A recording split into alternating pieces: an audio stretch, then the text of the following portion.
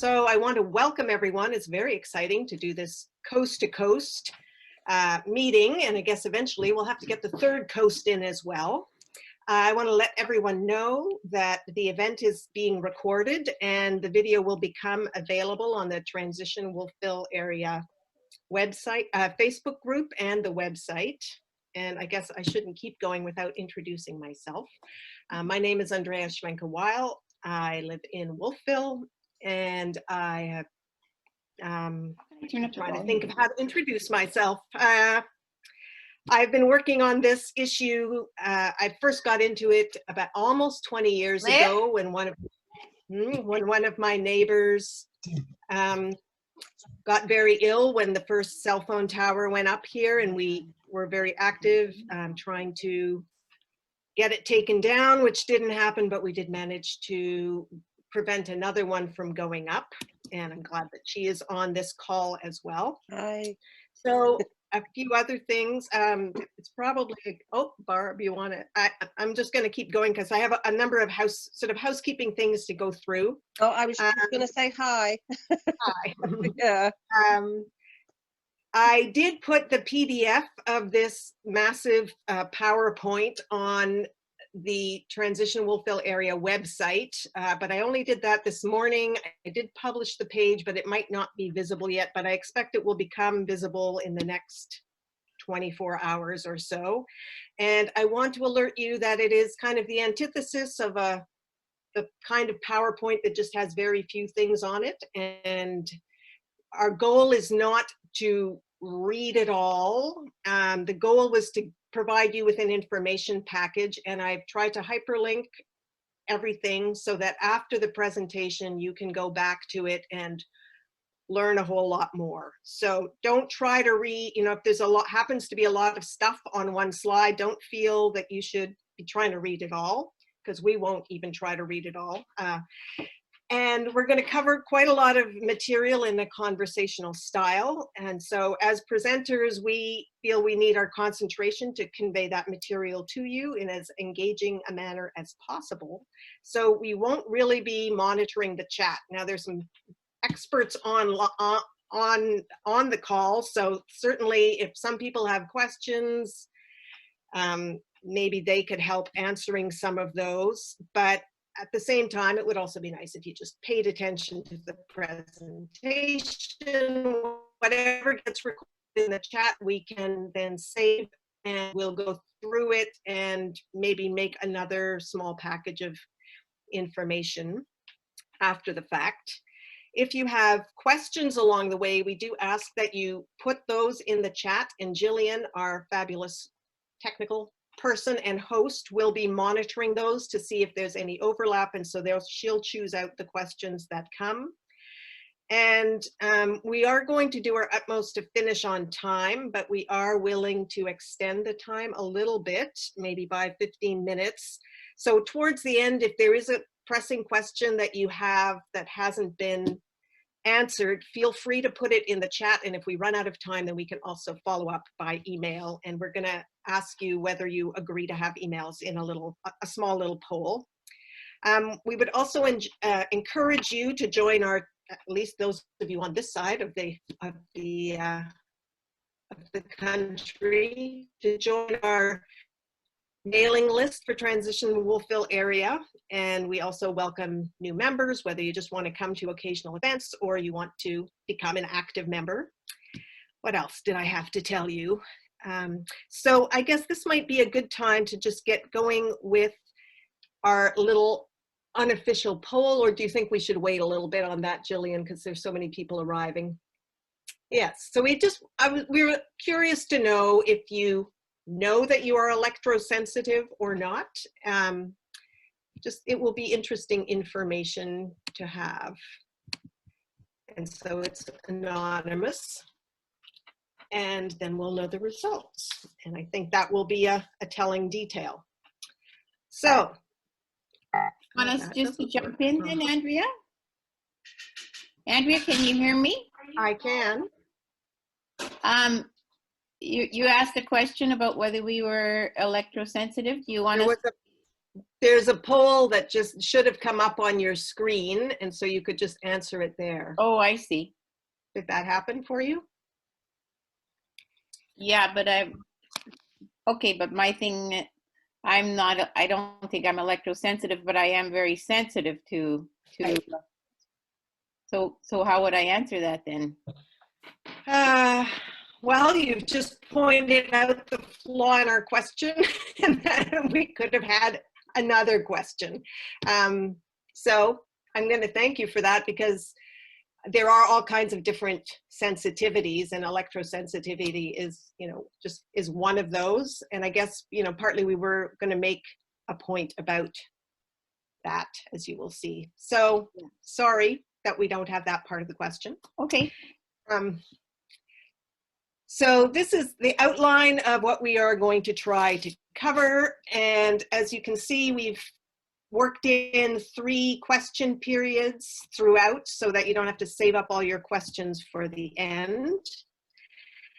And to begin, I would also, okay, I just got so the results of the poll that we just took is that 32% say that they are electrosensitive, 32 say no, and 36% are unsure. So, and then in the answer, do you know someone, or have you known someone who is electrosensitive? The answer is 82%. So that just, we wanted to ask the 2 questions because even if one isn't, one tends to know other people, and that just shows what an important issue it really is. Oh, now I've lost my screen. Sorry, where did it go? Okay, so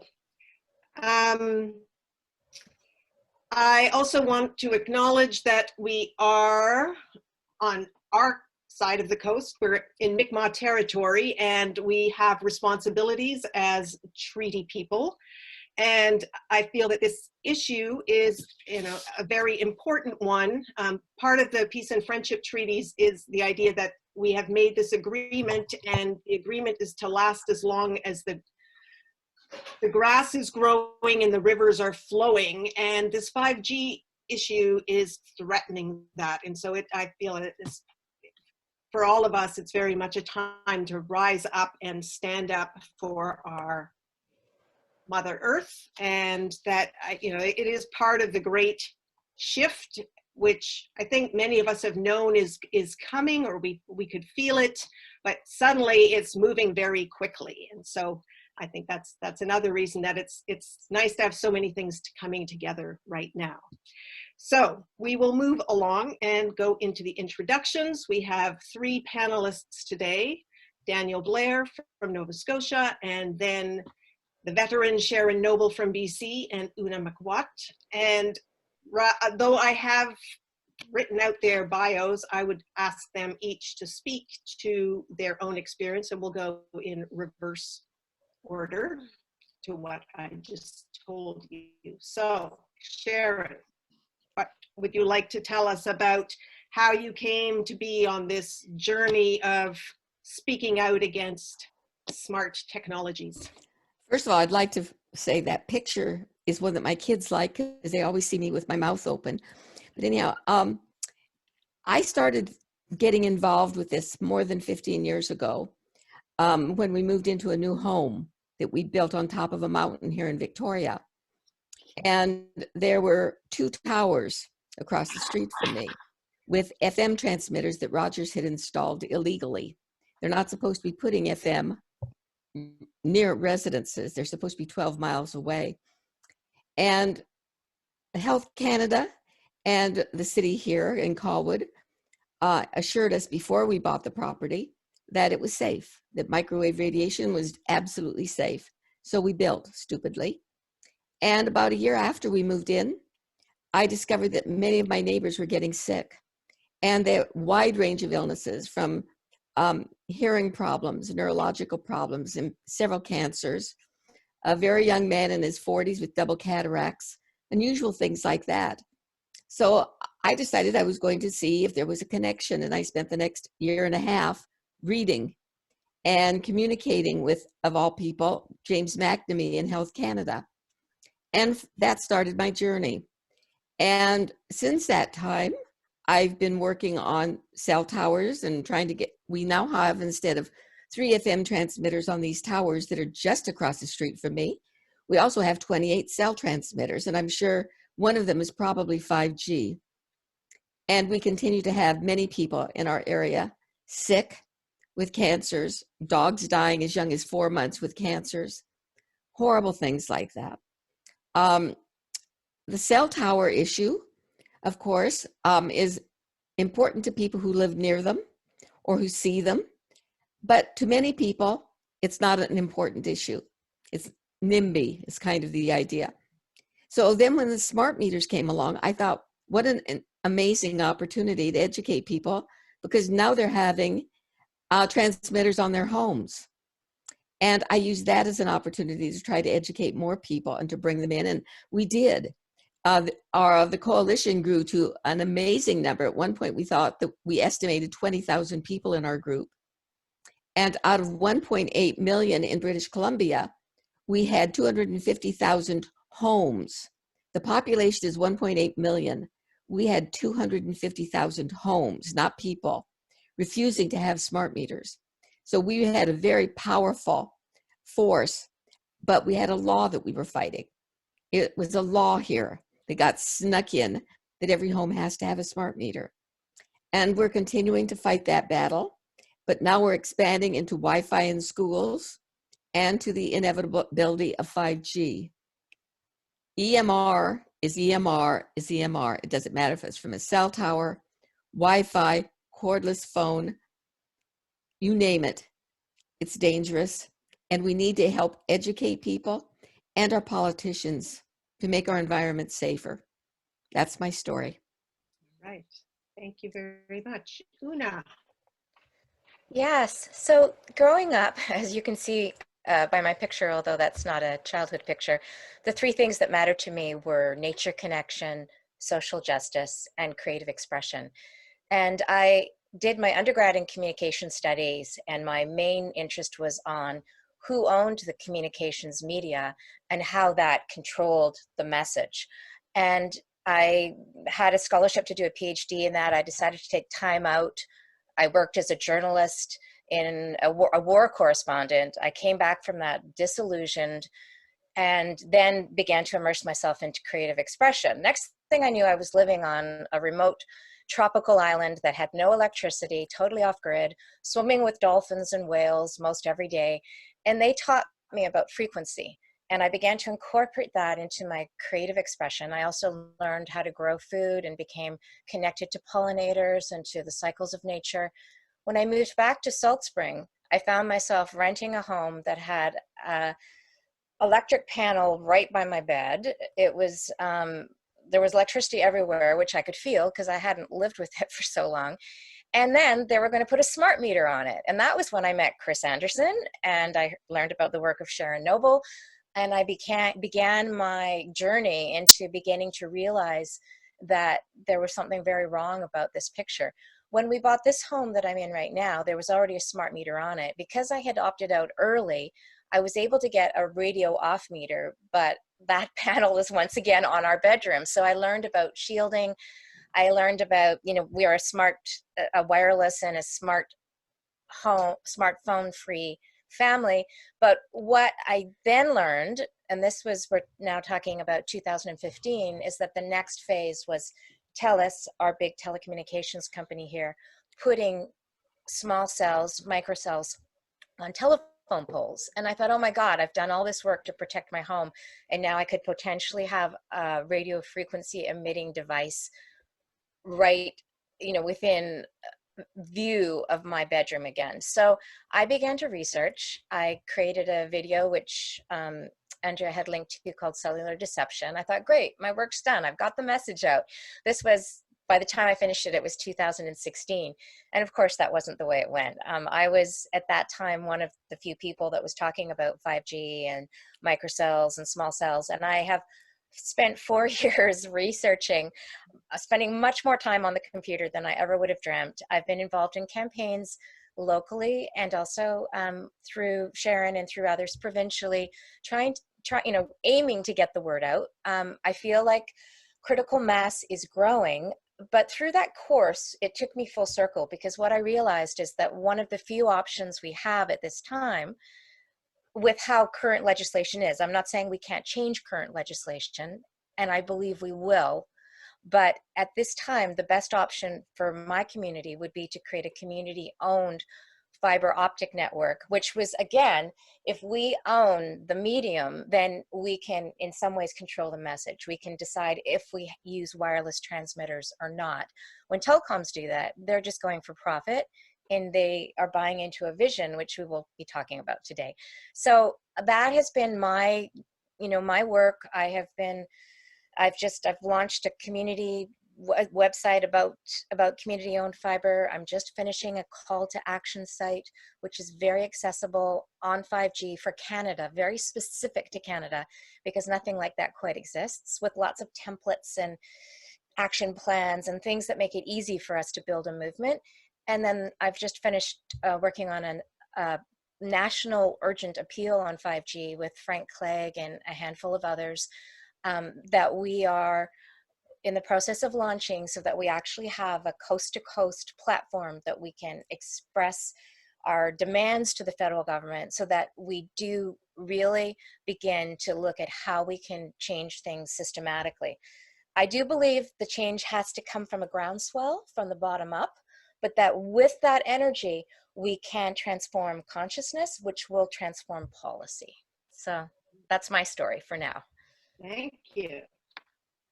Daniel, that's you at the Wolfville Farmers Market, spreading the word. Yes, my name's Daniel Blair. I used to work in the cell phone industry, selling cell phones, doing basic technical support for 6 years, greater than 6 years. During that time, I probably took at least more than 1 million calls of customers about their cell phones. And throughout those years, I did receive calls of electro-hypersensitive individuals, or what they're claiming at the time, which I didn't know. And I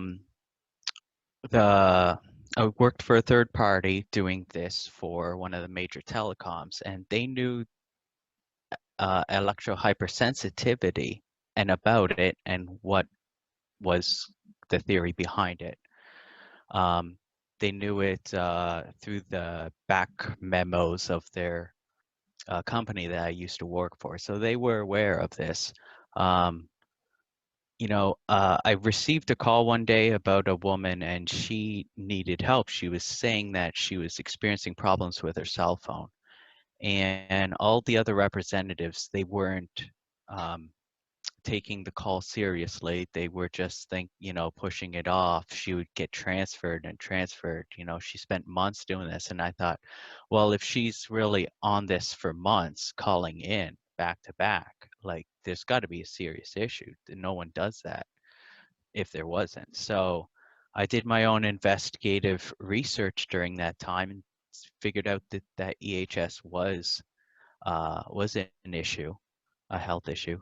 And I left the job, not because of that or anything, but I just had a new job line up. And I started doing research into smart meters when they were coming through, and also 5G. And I've been researching 5G for about 4 years now. I've dedicated over 400 hours of research, solid, day in and night out, on this issue. And I was meeting electro-hypersensitive individuals all throughout Nova Scotia and spreading their awareness of their condition and how much, I would say, public nescience is about it, which was not being addressed.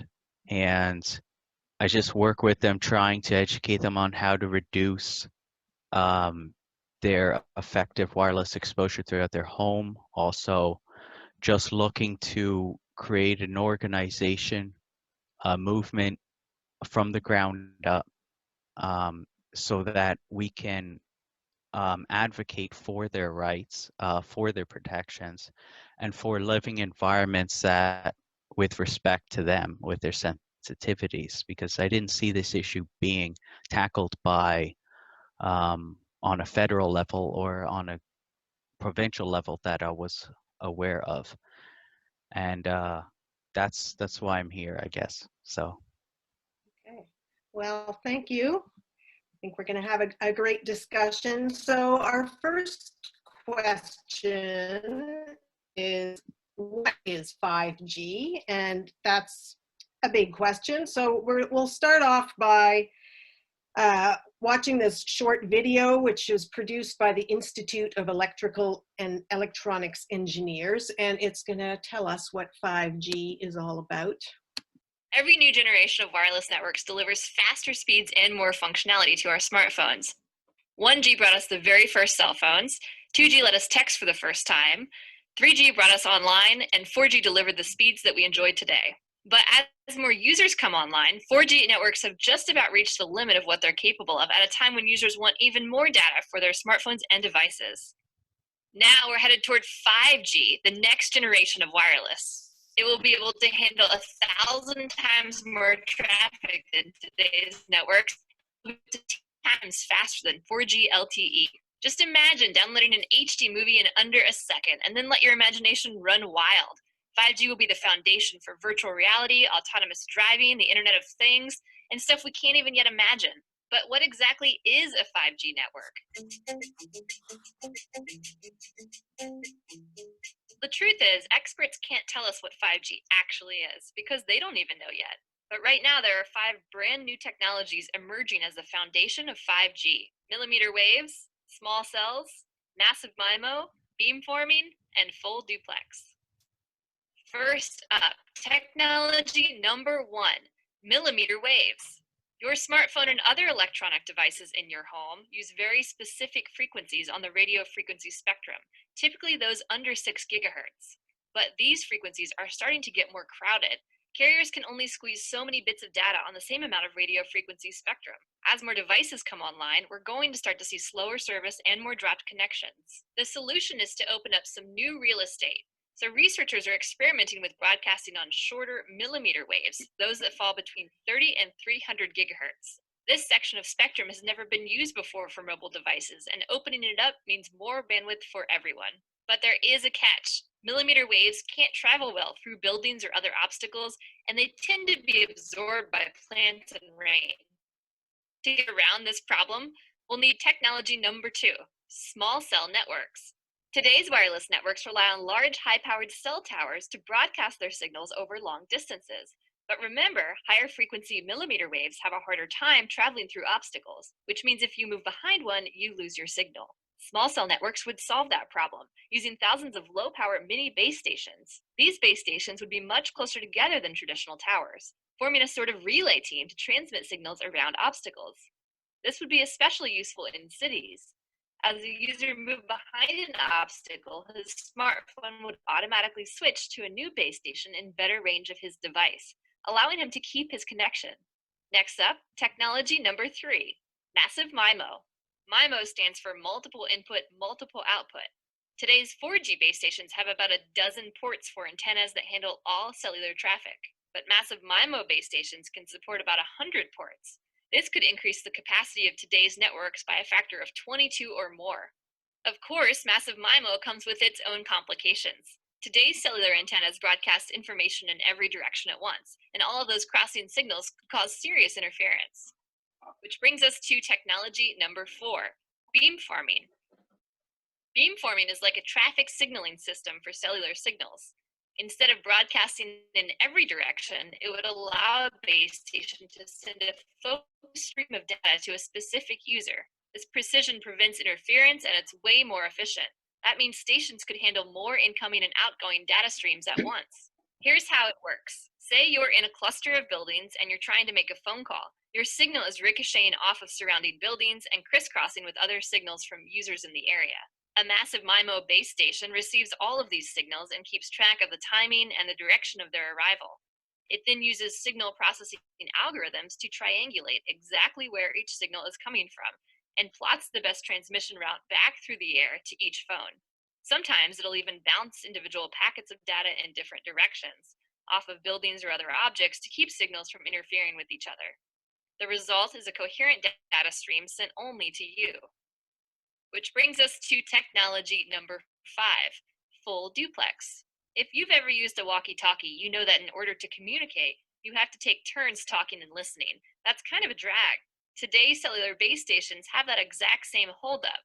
A basic antenna can only do one job at a time, either transmit or receive. This is because of a principle called reciprocity, which is the tendency for radio waves to travel both forward and backward along the same frequency. To understand this, it helps to think of a wave like a train loaded up with data. The frequency it's traveling on is like the train track. And if there's a second train trying to go in the opposite direction on the same track, you're going to get some interference. Up until now, the solution has been to have the trains take turns or to put all the trains on different tracks or frequencies. But you can make things a lot more efficient by working around reciprocity. Researchers have used silicon transistors to create high-speed switches that halt the backward roll of these waves. It's kind of like a signaling system that can momentarily reroute two trains so that they can get past each other. That means there's a lot more getting done on each track a whole lot faster. We're still working out many of the kinks with millimeter waves, small cell networks, massive MIMO, beamforming, and full duplex. In fact, all of 5G is still a work in progress. It will likely include other new technologies too. And making all of these systems work together will be a whole other challenge. But if experts can figure that out, ultra-fast 5G service could arrive in the next 5 years.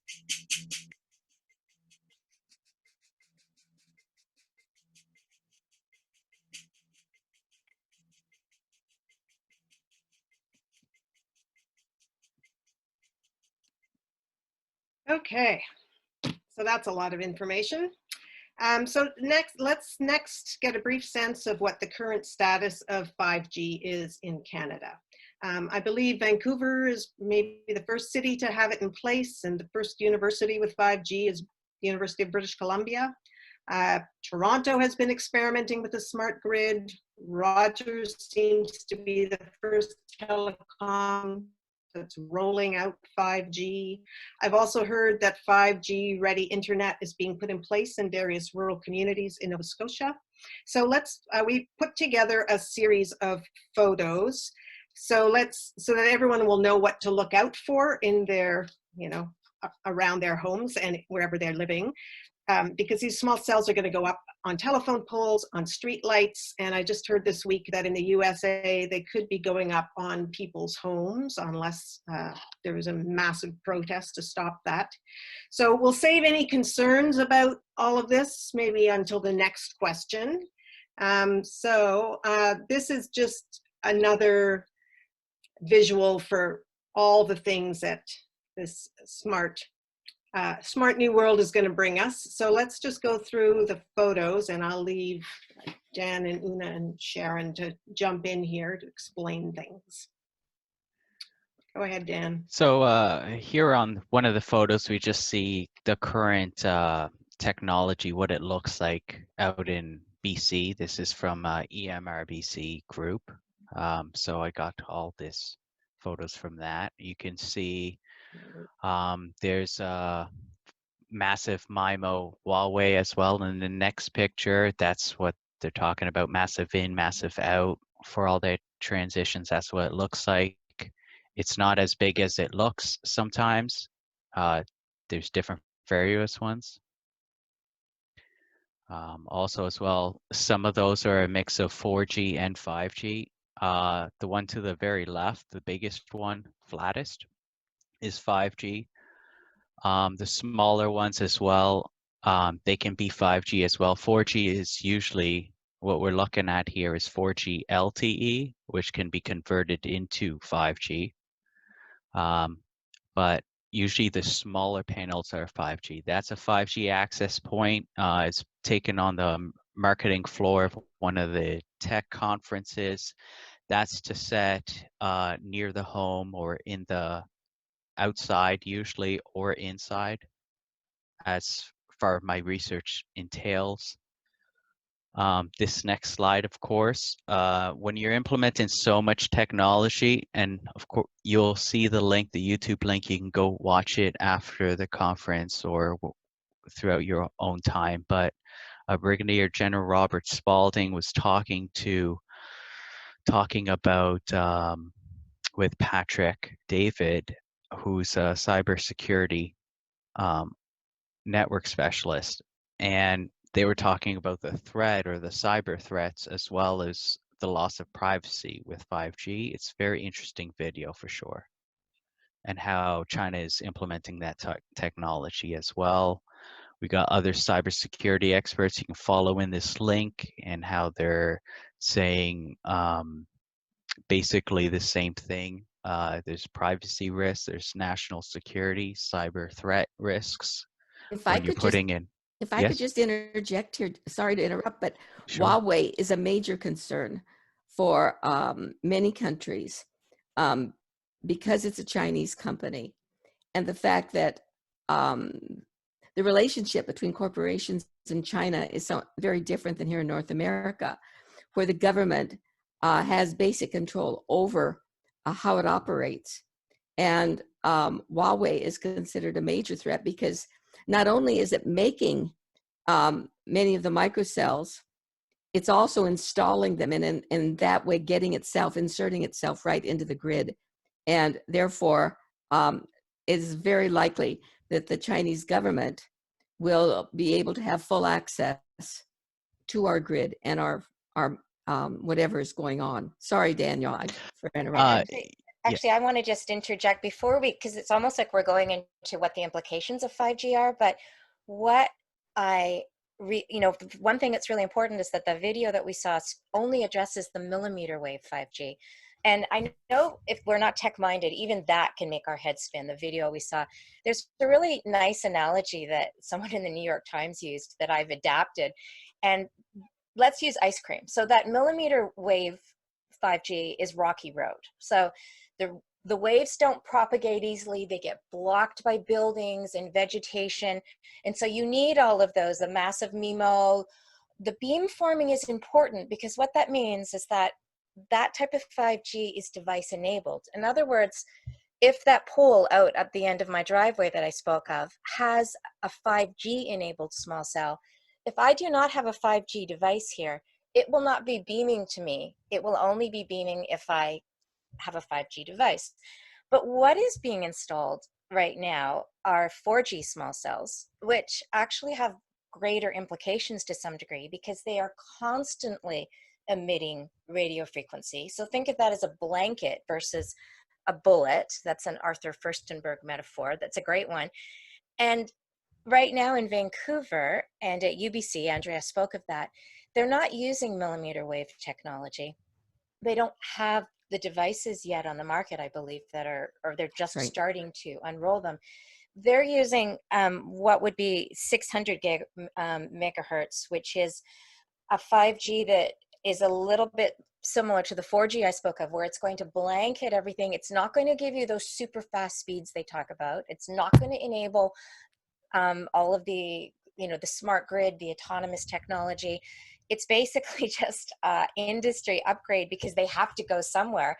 And the 4G Lite that Daniel speaks of, I call that dairy free. So the vanilla is the one that they're now implementing. The dairy free it's really just 4G, and they're calling it 5G for marketing purposes. So one last fact before we move on to the implications is that right now there are about 765,000 antennas in Canada.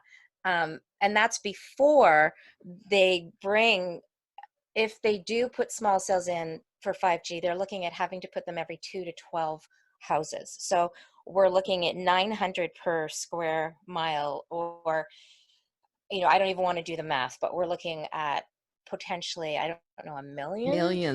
Millions of transmitters. So I just wanted to bring that up because that first slideshow was a bit deceptive, and a lot of people think we're just talking about millimeter waves. And also, as Daniel said, 5G has 4G and 3G. All of those things will coexist. So we will not just be shifting to the 5G world. We're going to be saturated with a mix of dangerous frequencies. And what's to add to that, the small cells that are being put onto the poles have multiple transmitters in them. So not only are you going to have the 3G and 4G from the large cell towers that are around, these devices that are very close to homes. In fact, there's an excellent picture on EMR ABC that shows homes in Maple Ridge where it is virtually, I would say, less than 30 feet away from bedroom windows. And those transmitters are operating, emitting 24 hours a day, 3G and 4G frequencies into your homes, even if 5G never gets activated. And this is going to be a severe increase in radiation in your home and in your neighborhood, because these are, every 200 or 300 feet. And these are operating now. We have people in British Columbia. I think some are on this link to the webinar here today, who have measured this. They have been able to measure, and the radiation levels are extremely high on the street, and they would be even higher in the bedrooms outside that are just so close to these microwaves or microcells, and they are extensively dense in the Vancouver area and in the Toronto area, in the Montreal area, and I believe also in the Ottawa area already. Yep. For Nova Scotia, the current rollout of 5G, they're looking to tackle rural communities with a 5G network. I think now the information will, as the situation develops, will change. But from my research as well in Nova Scotia, on the East Coast, because Nova Scotia is more of a prominent rural province, they're looking to put a melt of 5G wired and a hybrid of wireless. So they're looking at, they're still looking at putting it in rural, not just densely located area, but the conversion rate of wireless to wired, I think it would be more wired, but still, I'm very concerned about the wireless application in the rural communities. I know one of Pictou County, Colchester, I just did a report on that, and that was actually deleted off our Facebook page group for putting that report out. Needless to say, they were looking to put 5G wireless in those small communities at first from ExploreNet. So they can be, some of the technology, they call it sometimes street furniture. So it can be in these mailboxes. Antenna, that would be for the Internet of Things. So they could track the mail going in, the mail going out, how much mail, what needs to be picked up at this time. Can they skip mailboxes because they're not being used? They can go under microcells, or just basically what we would consider as just transmitters. Could be underneath park benches. They could be on the top of poles, stoplights, various different furnitures around. One question is, what is the timing for the 5G rollout in rural Nova Scotia? Well, from the Colchester Pictou, which is the only information I'm getting right now, because activism with 5G in Nova Scotia is lacking severely. If you guys know of anything, or in the future, please email me all the information you get so we can coordinate a library of these things. But I know Pictou County and Colchester, they're, as well as a little bit several other rural communities near that point, they're only putting in to test right now in specific places. So it's not going to be fully rolled out. I would say Nova Scotia might be the last one hit with a full rollout of 5G because it's such a small province, and also as well, it doesn't seem like it's the trophy, but I wouldn't put that past our internet service providers as well. So right now they're just testing specific rural communities. They're not doing a wide blanket, but like I said, as the situation can change month to month as we get new data. Right. And of course, yeah, I mean, I would say Nova Scotia is probably the most likely of the Atlantic provinces to get it first, and then New Brunswick and PEI are much smaller, and I'm not sure about Newfoundland. So there was one more question, because the next thing that we have is a I have a video showing some of the There- concerns. Yeah. There is one more question, which is, what does it mean when it said that there are prominent role provinces? What does that mean? He said rural. Rural. Okay. Yeah. Thank you. I have a question. Okay. Una, did you say that like a 5G antenna is not always transmitting, only when in use? I said that millimeter wave 5G antenna, remember that picture that showed how it was going to the devices? It's device enabled. So from the reading that I've done, that it would only be transmitting when somebody was using it. So it's going directly to that device. While the other kind of 5G, which I called the vanilla 5G, that's being put on towers, maybe the macro towers, that is the blanketing type of 5G, that would always be transmitting similar to the way 4G and 3G are. But it is not the millimeter waves, which are the ones that often people are, I'm not saying we shouldn't be concerned about it, but they're using different frequencies. The millimeter waves, the millimeter technology is more likely down the road quite a ways because they're still having a lot of technical problems with it.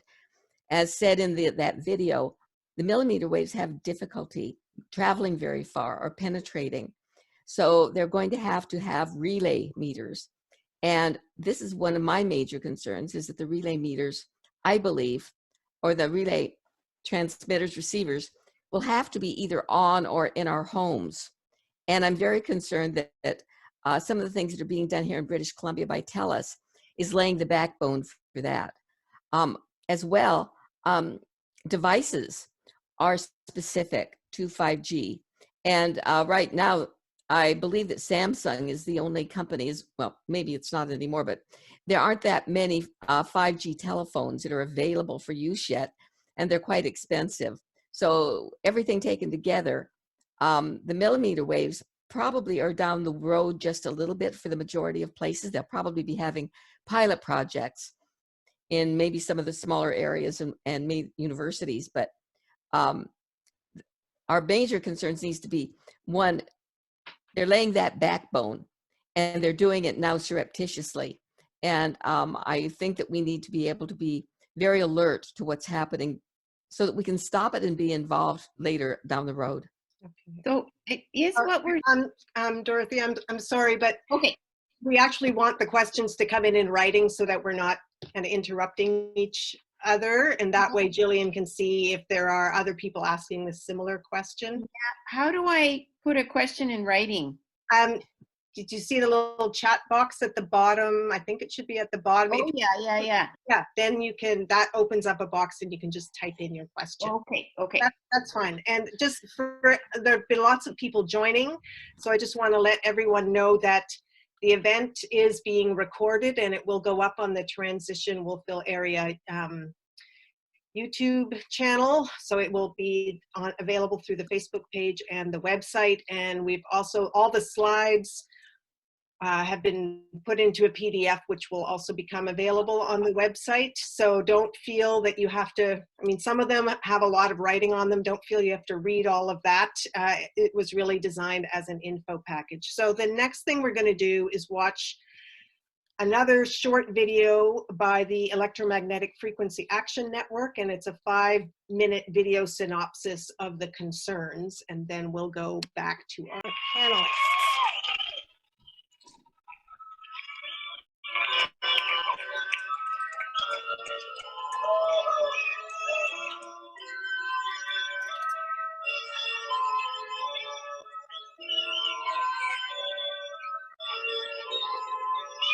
I need a sign to let me know you're here.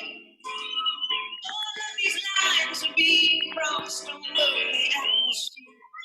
I need to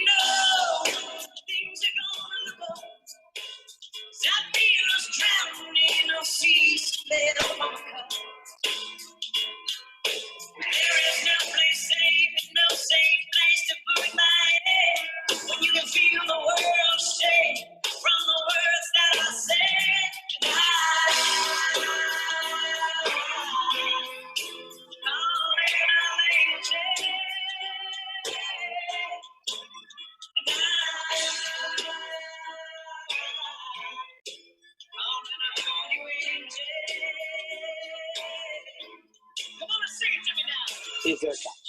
There is just a small one. It might kill you. Wireless radiation has biological effects, period. Many within the scientific community remain skeptical and believe 5G is harmful to humans. The idea with small cells of putting these cells closer to people's homes and bedrooms scientifically is very dangerous. Well, I need signs. Let me know you're here. 'Cause my TV set just keeps it over me. I want a reason for the way things have to be. Some kind of hope inside of me. And The downside is that with this rollout, it will be impossible to exist in a city or to walk outside without being exposed. There's going to be a cell tower in front of every few houses. And what some consider to be problematic is in order for the US to roll out 5G, 300,000 new antennas would be required for the network to operate effectively. That is roughly equal to the total number of cell phone towers built over the past 3 decades. And that means you're going to have to put these things every 2 to 10 homes. You know, in academic medicine, we have a name for what's happening now with 5G. In academics, this is called human subjects research. We have video from the FCC proceedings with one of the 5G engineers saying themselves, look, we are forcing these directed beams into people's windows at levels that we do not allow in our labs, in our safety labs. This is absolutely absurd, and the FCC shrugged it off and said, this isn't an issue we need to be discussing today. Our primary concern is supposed to be the health of our citizens. That is supposed to be the primary concern. How much money has the industry committed to supporting additional independent research? And we're talking about research on the biological effects of this new technology. To my knowledge, there's no active studies being backed by industry today. No, I'm not aware of any. So there really is no research ongoing. We're kind of flying blind here, as far as health and safety is concerned. Thank you, Mr. Chairman.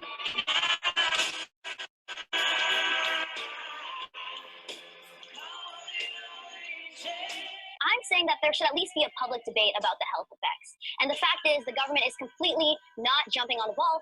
I could not believe this was actually happening. I said, how could the town permit this? How could they do this to us? And if people are really so eager to have this technology and it's so great, why not include the community's input?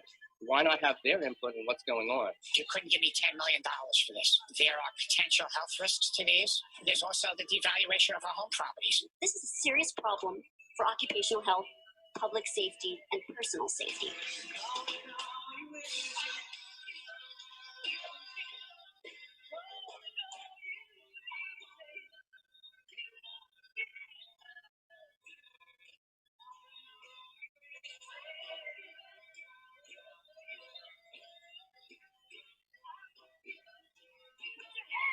The fact is that science has been settled on this. There are carcinogenic effects associated with cell phone towers and with cell phone usage. The working around of health effects from wireless technology is really a sad chapter in the history of this country. These are facts. These are things that have just been glossed over by the wireless industry, and I really don't have time to talk about them in 5 minutes. I wish I did.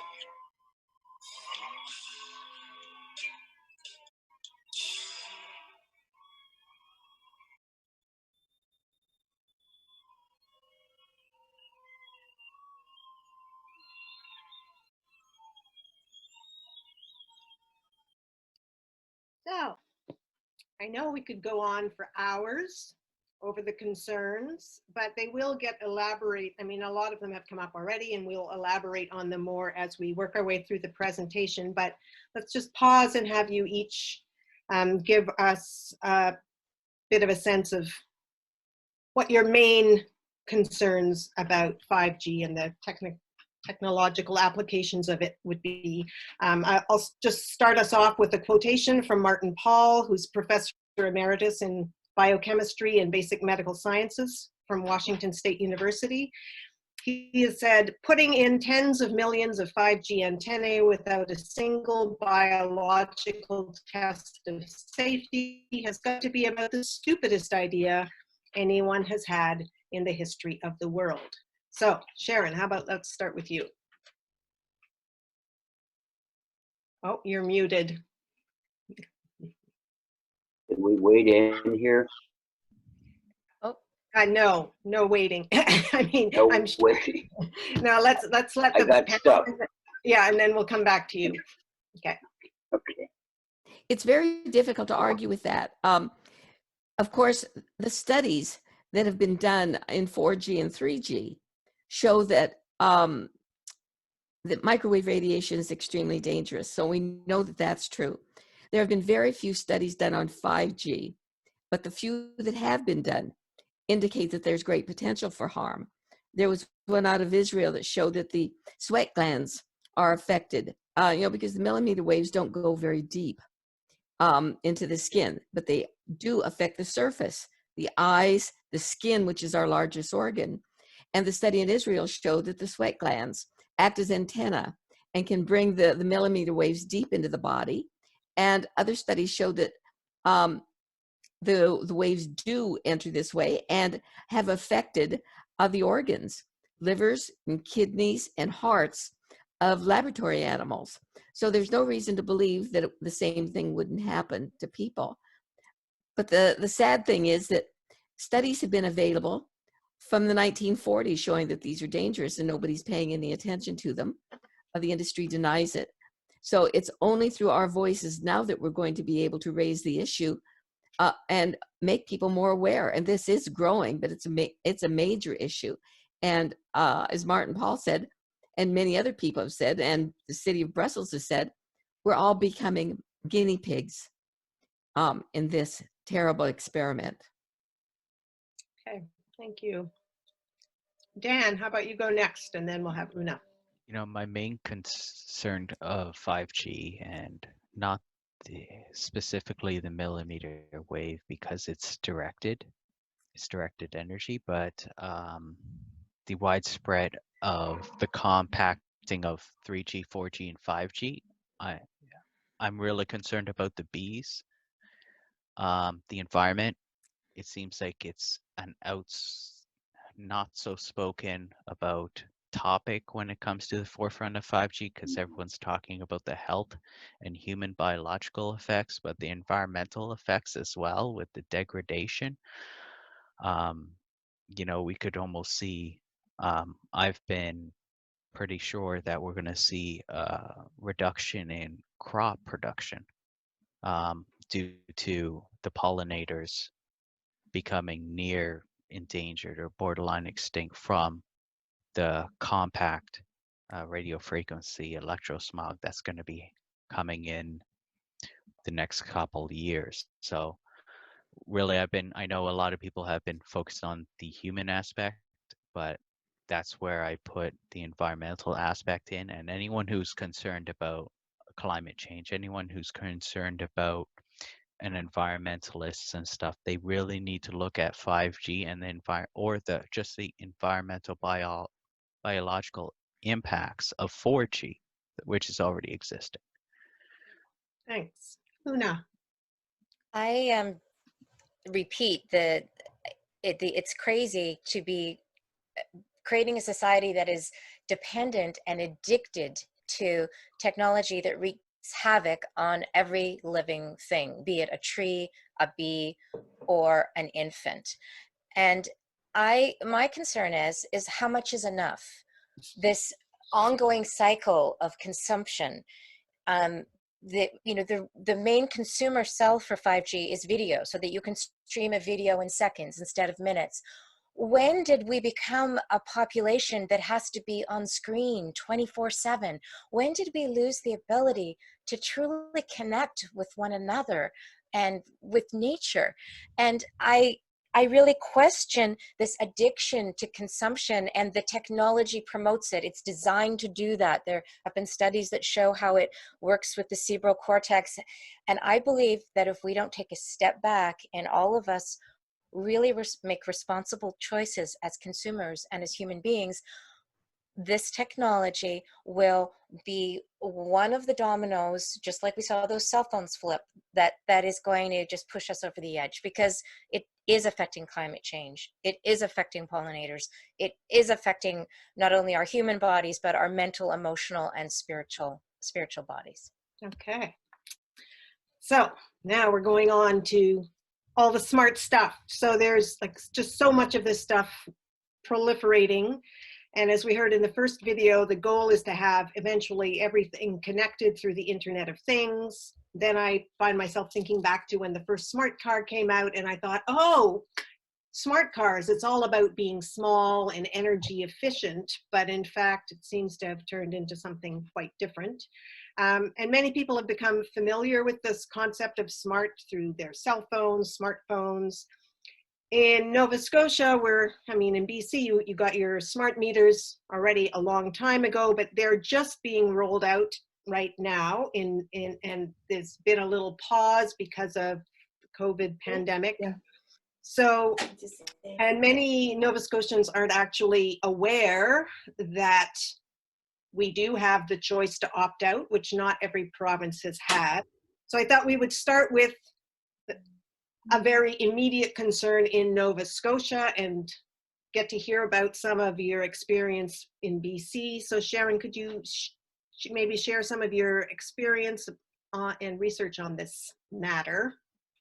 I'm happy to, and I'll give because many people who are on this webinar are new to smart meters, I thought I'll talk a little bit about them with their problems.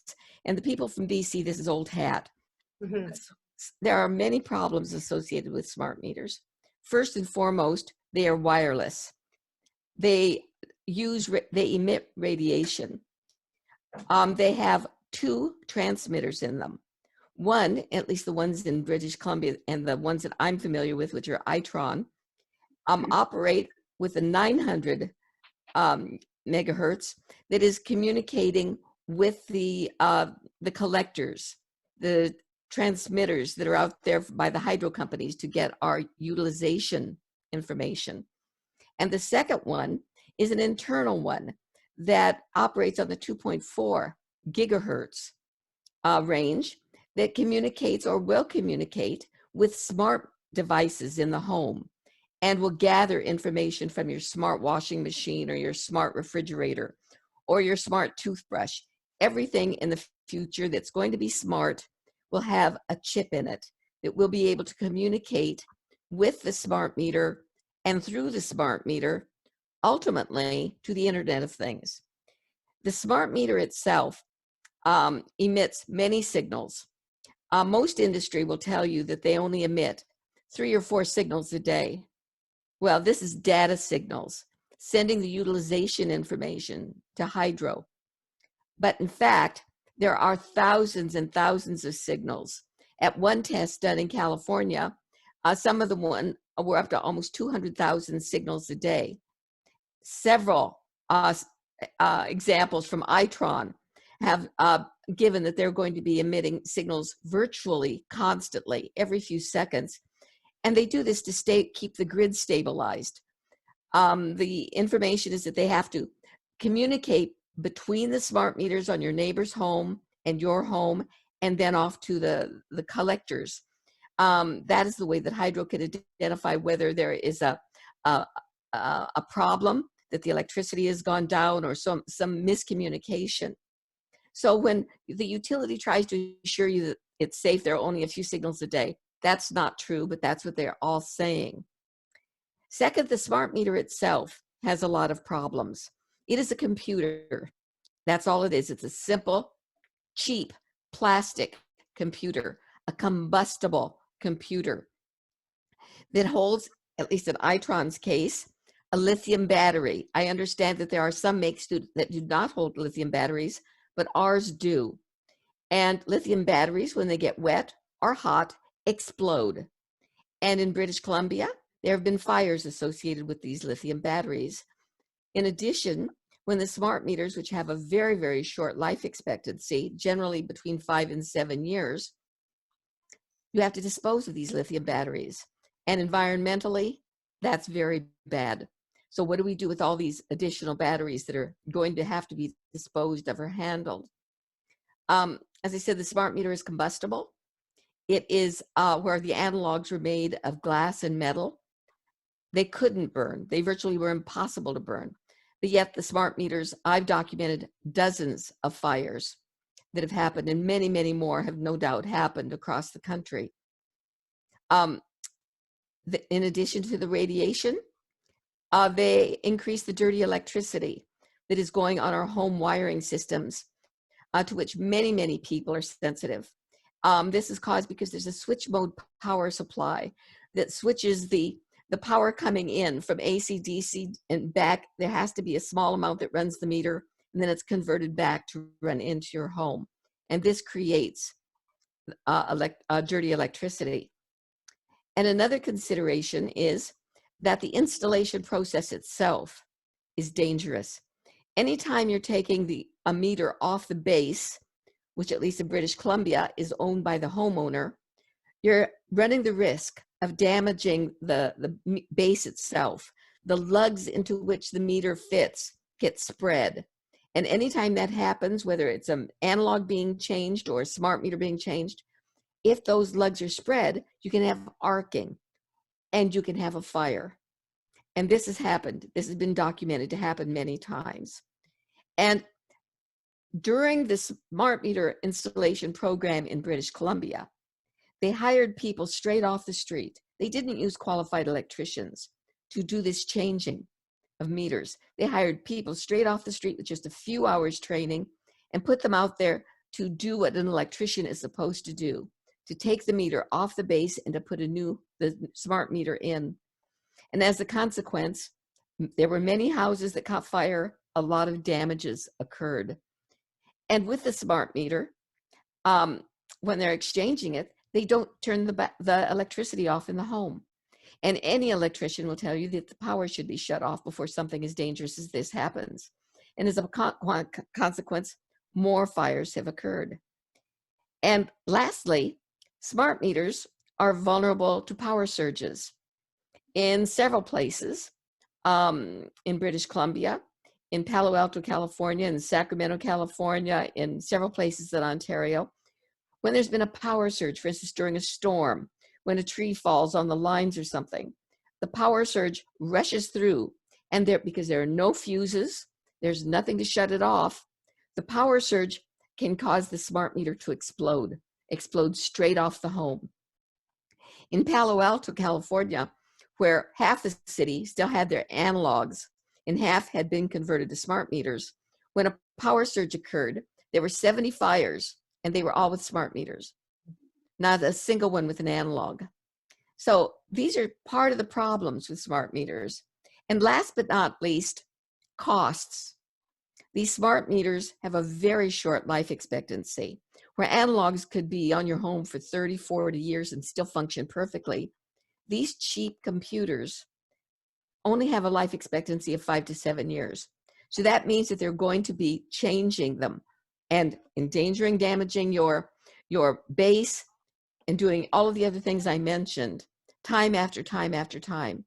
And the costs are going to spiral. It's a never-ending cost that's being incurred. And just to get a little bit ahead of myself, the smart meters are the key to 5Grid. And we'll talk more about this. This is why the push is so urgent around the world. It's not just happening in Canada. It's not just happening in North America. It's happening around the world. Okay. Thank you for that. So from there, we will carry on. And I guess the underlying question here is, do we need better and faster connectivity for the smart grid to save the planet? And in order to answer that, we need to understand what's called the Advanced Metering Infrastructure Program. That is the basis of smart cities. So I'm going to ask Dan to start us off, and Una can pitch in as she sees fit. And we have just a couple of slides showing what a smart grid looks like. So the advanced metering infrastructure in Nova Scotia is rolled out by Nova Scotia Power, and it's going to integrate with the other Atlantic provinces as well. The AMI consists of various smart meters within the grid connected to connector poles. So we're going to see yet another transmitter on poles in the neighborhood where the smart meter can relay back to the pole, then back to the utility company all the statistics and data. So this advanced metering infrastructure, though it is in Nova Scotia separate from 5G right now, which will be connected and integrated later on, it has its own basic network of itself. So that's why I guess that's all I got to say about the advanced metering infrastructure. Okay, so I'm going to jump in. When I started working on my website, Connected Communities, which is the site that focuses on community fiber, I had a lot of discussions with Timothy Sheckley, who wrote the book Redefining Wires. So he's sort of the grandfather of the community fiber movement and has been a mentor to me. And we looked at this schematic together, and I said, Tim, what could we do with fiber? Look what they're saying we can have with their 5G wireless grid. What could we do with fiber? And he said, you could do everything, including the smart toilet if you wanted it, except for the facial recognition and perhaps some of the iTown functions where you're using your wireless devices. But Andrea's question, can we have a green urban environment without all of these smart applications? Yes, and smart in quotation marks. Yes, we can, with wired fiber connected properly so that we do not have to worry, because there's other issues there about making sure that when it's connected to the home, it's done with routers and with other materials that don't create more of that dirty electricity Sharon spoke of. But wired fiber is an excellent way, and I say wired because it means no wireless transmitters involved in my network, in my world. And it's an excellent way to monitor for energy usage, for water usage, to create, some changes in lighting so that if it's, you can have the light adjust so that you save energy in that way. It's an excellent way to create renewable local energy and to distribute it from home to home, so we can get off of this whole multinational hydro company treadmill. And so basically, my answer to Andrea's question is no, we do not need any of this. Who needs it? Well, the people that make all the crap do, because they want to create this endless cycle of consumption that I already referred to. And also, it gives an excellent way for corporations to gather data and sell that data and make profit from our personal usage. And for governments, be it China through Huawei being a part of this, or our own government, to be able to monitor what we're doing, when we're doing it. And we're going to deal with this later, but it creates an excellent way for our networks and systems to be taken down. If you have everything relying on signals, I just want to warn you that I may lose my signal because there's a huge windstorm happening out here. So if the wind knocks down the power line, we have a generator, so I'll be back. But, everything is so fragile and so interconnected. To rely on all of this technology and to think that we're creating a better world is a total myth. And it's a marketing myth, and it's perhaps there are darker forces at work behind this. It could possibly be, a part of a plan to control or monitor. But regardless of what the plan is, it could be used for that, and we don't need it. Okay. Well, from there, let's move on to some of the other smart items that range from what might initially seem sensible, like homes, meters, and cars, though we've already indicated that maybe they're not so sensible. And then there are other things that I would call preposterous, like smart diapers. And then there's like just scary elements like electronic police and these headbands. In a Magda Havas video, she talks about these headbands that kids have to wear in China that measure their concentration so that the teacher will know. Do we need this particular slide, Dan? No, or shall we we should just move on. We're into that? kind of a little late on time. Yeah. All right. So let's start off then with you talking about this slide. Yeah. So Toronto. Surveillance Capitalism. It's a nice documentary by Shoshana Zuboff. So I encourage you guys, if you guys ever don't want to sleep the next night, you guys can go watch that. It's basically surveillance capitalism is the documentary covers how our data from a wide scale is being harvested, and sometimes it's used against the consumer for marketing purposes to sell them a lifestyle which you would not have been a part of or averted. Sometimes the data can also be traded through third parties.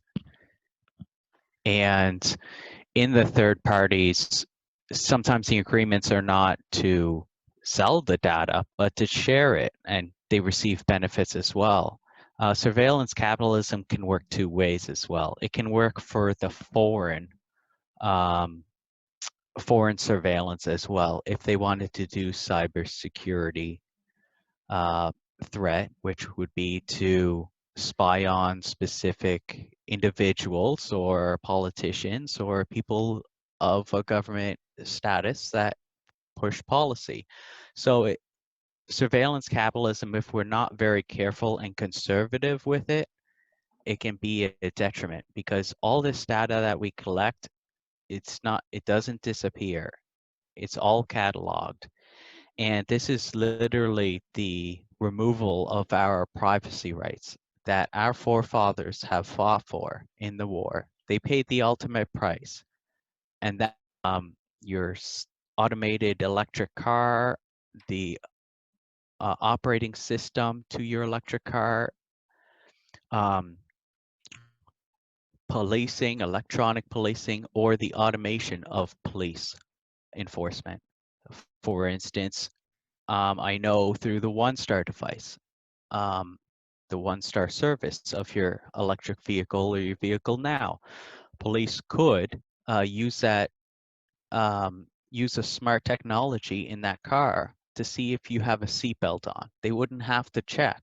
They could just literally see it in their motherboard in the future or now. I don't know about that specific scenario, but this is what China is doing already. So it's not in the future, it's happening now. And of course, it has widespread implications as well. So In addition to just the security, I think, of course, this data gathering is insidious. Frankly, I believe this is the purpose of 5G, by and large, is to gather data, whether it's to surveil us or to market to us. And the money that they're going to be making by selling our data from the smart meters and from the other devices in our home, like our smart televisions and everything, is going to make more money for the hydro companies and for the water companies who sell the data. It's going to make more money for them than selling the service that they are supposed to be selling. And I think that the marketing aspect is insidious. Not only will they know what we have, what we own, how we're using it. And, you know, it's a step forward. Many people that I've talked to said, I don't care whether they listen to my telephone conversations or know what I'm buying. I don't have anything to hide. But as Dan said, that's not the purpose. We fought hard for our privacy. We fought hard for our way of life, and we're giving it away for the convenience of being able to download a movie. It's something that most people don't think about. It's insidious, it's step by step. And it's something that I think is part of the education process. We have to make sure people realize that we are losing control. We are losing control of our children in school who are being exposed to wireless radiation. Parents are not being told. Teachers are not being given a choice. Nobody knows what's happening. And nobody has been told this for the last 50 or 60 years. The industry knows how dangerous physically, the biological effects, but nobody's being told. And the media is so controlled that it's hard for us to get the word out there. We can't get the information out there. It's only through groups like this where people have a chance to be able to learn what's happening. And so it's all kind of like a snowballing effect that's been happening for a long time. And it's just culminating now into something that's so draconian that it's unbelievable. I'm going to interject because I think I was supposed to talk about energy, and the slides are zipping along. Oh. Is there any way you can pause them, Andrea, or you want to? I can go back. Well, it's okay. I mean, you don't have to go back, but actually, I don't really like this picture. I have a bit of an issue with you guys having all of this stuff in front of you while we're talking. It's kind of, it's like a lot of visual sensation. Is it okay if I talk about energy now, just to kind of stay on track? Okay, so we looked at all of those applications, and there's this myth that wireless technology is green and is efficient. You don't see it, just like you don't see the radio frequency radiation, and therefore it's going to be saving us energy, no cords. And it's the exact opposite is the truth. That, you know, one of the standard figures, there are a lot of different figures, is that a wired infrastructure, let's say a wireless infrastructure, uses 10 times more energy than a wired one does. And the issue with not only with wireless, but with all of our connectivity, is that our data has to go somewhere. So it's going to the cloud. I'm sure you've seen those pictures of those huge data servers that Facebook and you know, all of those applications use. Like Daniel says, the data never goes away. It has to go somewhere. All of those are being powered. A lot of them are still being powered by coal, and we know what that does to the climate. And then there's the embodied energy. All of these devices we use, they have to be made, and they're made so that they don't last. There's the planned obsolescence. So then we get all of the e-waste in the landfills, which gets shipped off to other countries, so we don't have to look at it. There are the conflict minerals that are causing absolute horrendous suffering around the planet due to primarily children and often women that are having to mine the minerals that are put into things like electric cars and for the batteries that we are using. And then there's just the energy used to power all of these devices. You may think they're wireless, but you have to charge them. So we're going to increase this monumentally by creating a wireless smart grid. But the SHIFT project said that all of us have to really go on a diet with our digital consumption and greatly reduce, especially video streaming. It's one of the worst culprits, and here we are, because it uses so much energy to transmit the information. So yes, fiber is an option, but we also need to look at our consumption. And one last fact that I just learned is that a typical 5G base station, and that would probably be the vanilla kind that I said, that would be on the macro tower broadcasting along with a 4G base station. So they're coming from the same place, but that 5G base station consumes up to twice the amount of energy of the 4G base station, potentially because of just the technical arrangement of all of the antennas and the way it works. You know, I can't tell you why. I think that's good from me for energy. Yeah, well, I think what we'll do is we'll have a little pause for questions. We're going to actually skip the Wi-Fi Canary video because otherwise we won't have time to get through the other stuff. So if there are any questions accumulating, Jillian, you could tell us what they are, and we'll have a couple of them. Sounds good. I guess maybe the first question is, are we going to talk any further about the health impacts of 5G, or should we ask about that now? That's next. Okay, I'm going to skip that then. We have a question about the impact of 5G technology on our capacity to do climate science and weather forecasting. Is there anyone who that's coming too? That's coming too. Okay, and then we have questions that I think are also going to be coming, which is about tactics for effectively organizing and lobbying. And I'll just hold those questions for the discussion of that later. So I think okay, well, we'll carry on. We'll skip this skip that. So this was our little question pause. So we'll. I just want to say that we all need to watch your beautiful creation Well, at some point, Andrea, because if it's there's really time, I fun. could show it at the end, but right now it only exists in this PowerPoint. So, so from here, we were going to go to, let's just catch up with myself. So mostly when I've talked to people about the dangers, I get this set of questions. So maybe that will help some of the people who have questions. Isn't it ionizing radiation that's harmful, not non-ionizing radiation? And then when you tell them that there are, you know, various cancers or autism, then they say, or diabetes, then they say, well, aren't those symptoms caused by chemical pollution or poor nutrition or lack of exercise? And then the classic question, isn't there more research needed? Where's the proof that it harms humans, pollinators, birds, animals, pets, and the environment? So we are going to attempt to answer those questions. So we'll start, maybe, how about we'll start with you, Una, and you could, well, no, actually, these are Dan's slides. So Dan, you want to say a little bit about?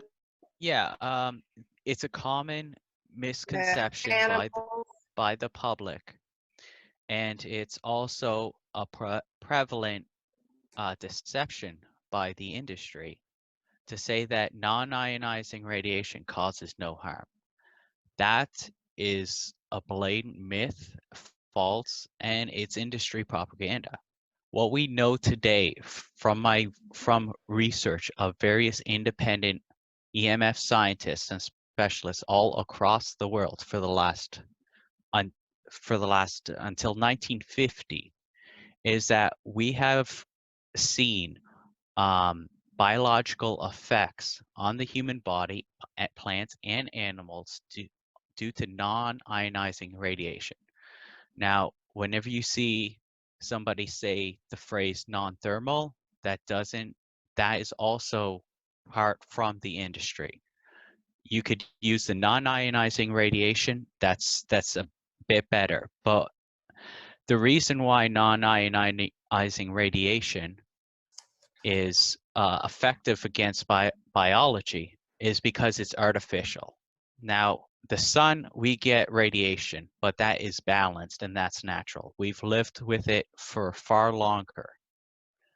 However, Ole Johansson, Martin Pall, Deborah Davis, Magda Havas,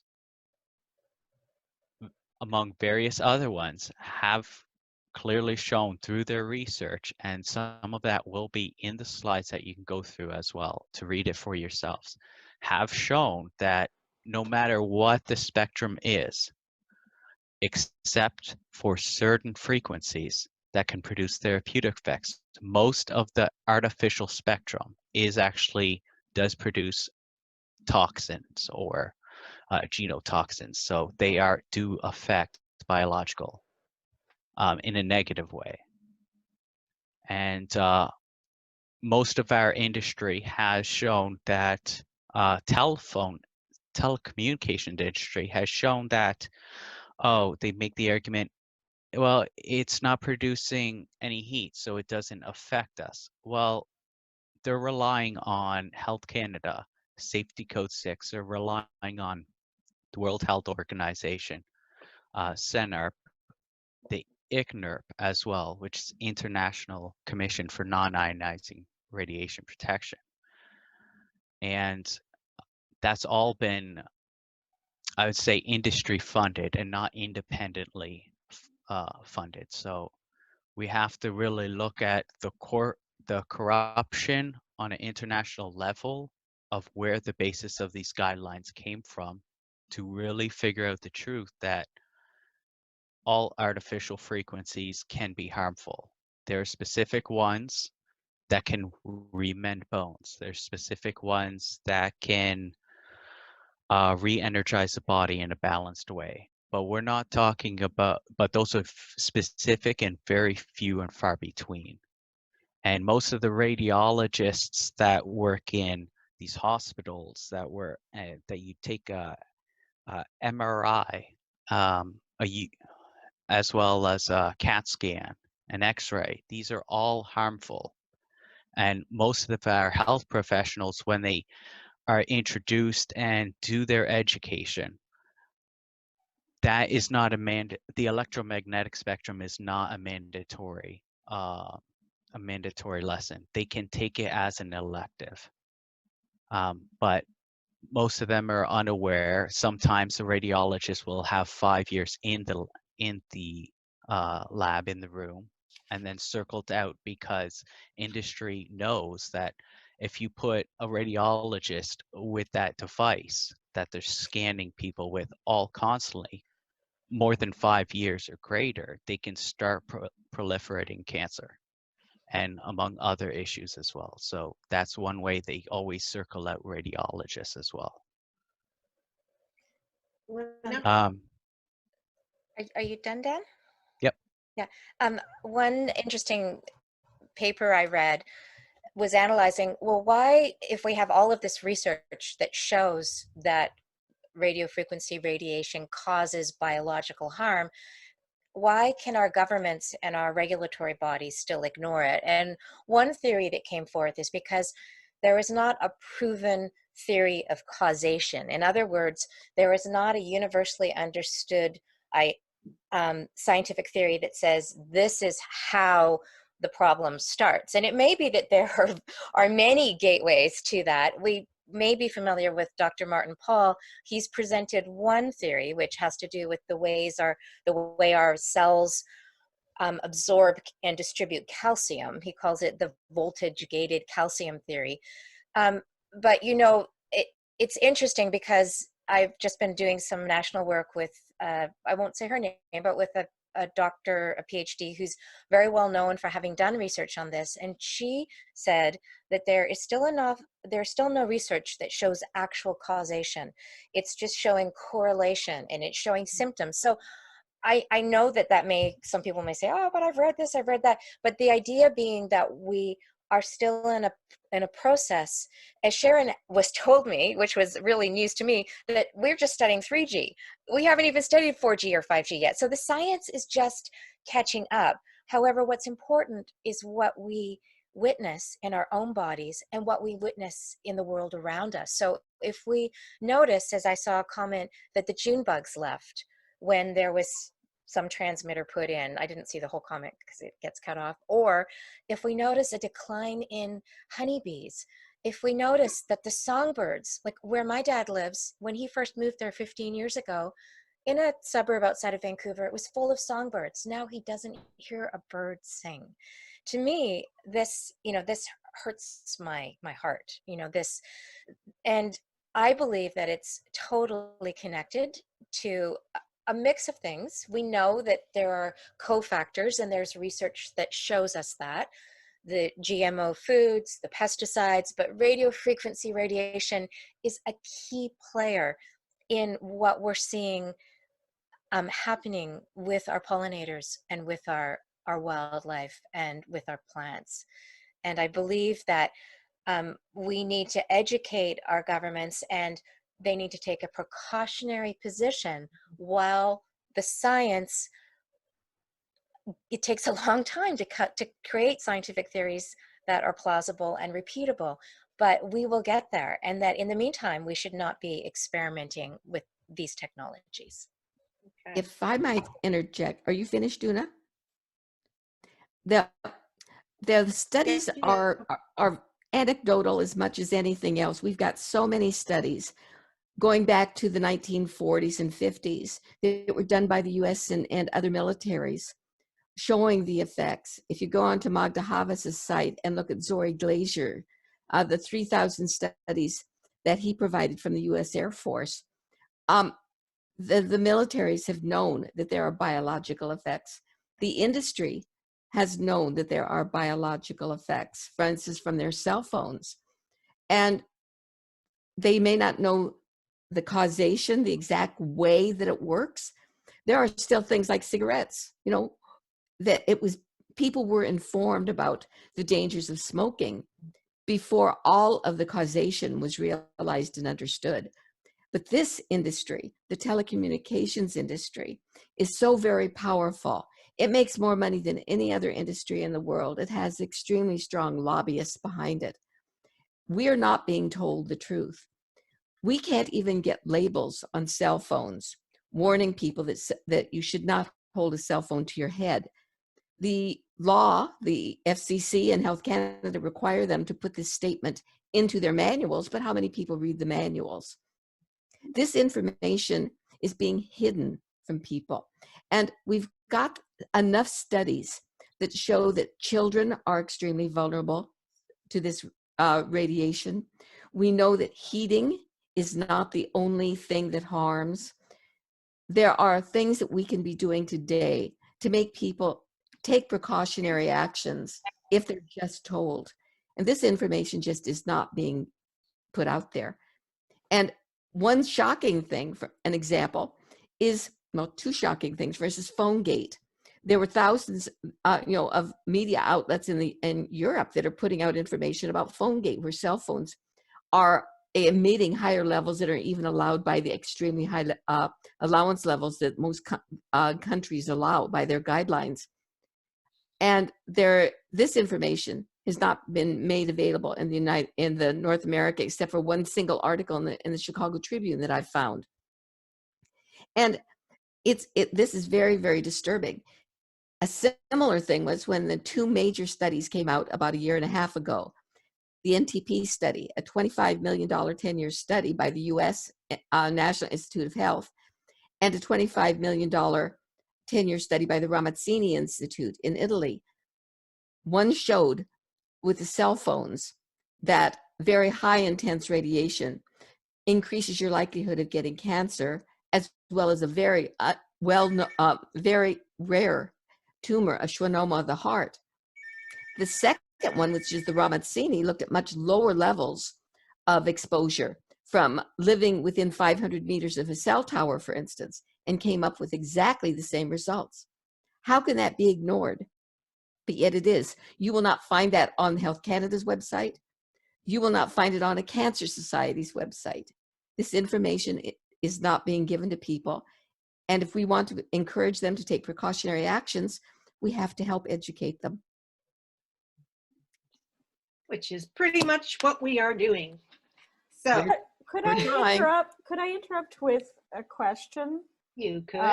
And this question is for me, but this is my question. When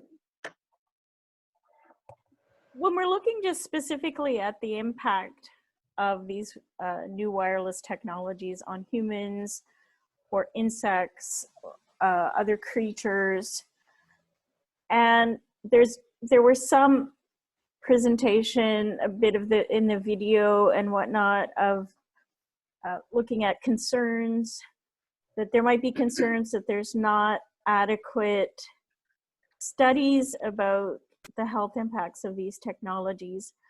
But from other work that we do, work about impacts of the climate, for example, there's always a body of experts that's willing to at least author opinion pieces in top-tiered medical journals about what the concerns are and what the needs are for study. And so what I'm finding a little bit not convincing enough for me about what I've seen so far in terms of the references to health literature is that references to, single author in other packages from other kinds of websites and so on.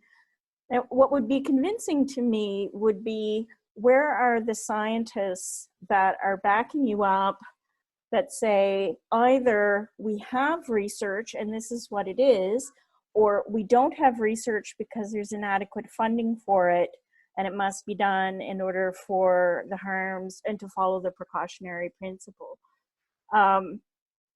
So comment on that, and where can you, I would like to see something in Nature or Lancet or the BMJ by groups of scientists, not by single individuals, if you don't have that yet, then that would be something I would thoroughly encourage to build. You want a scientific panel that works with you to make the case, because it won't take long to make the case. Now we have some other health-related questions. Can I just comment on what you said, Jillian? Absolutely.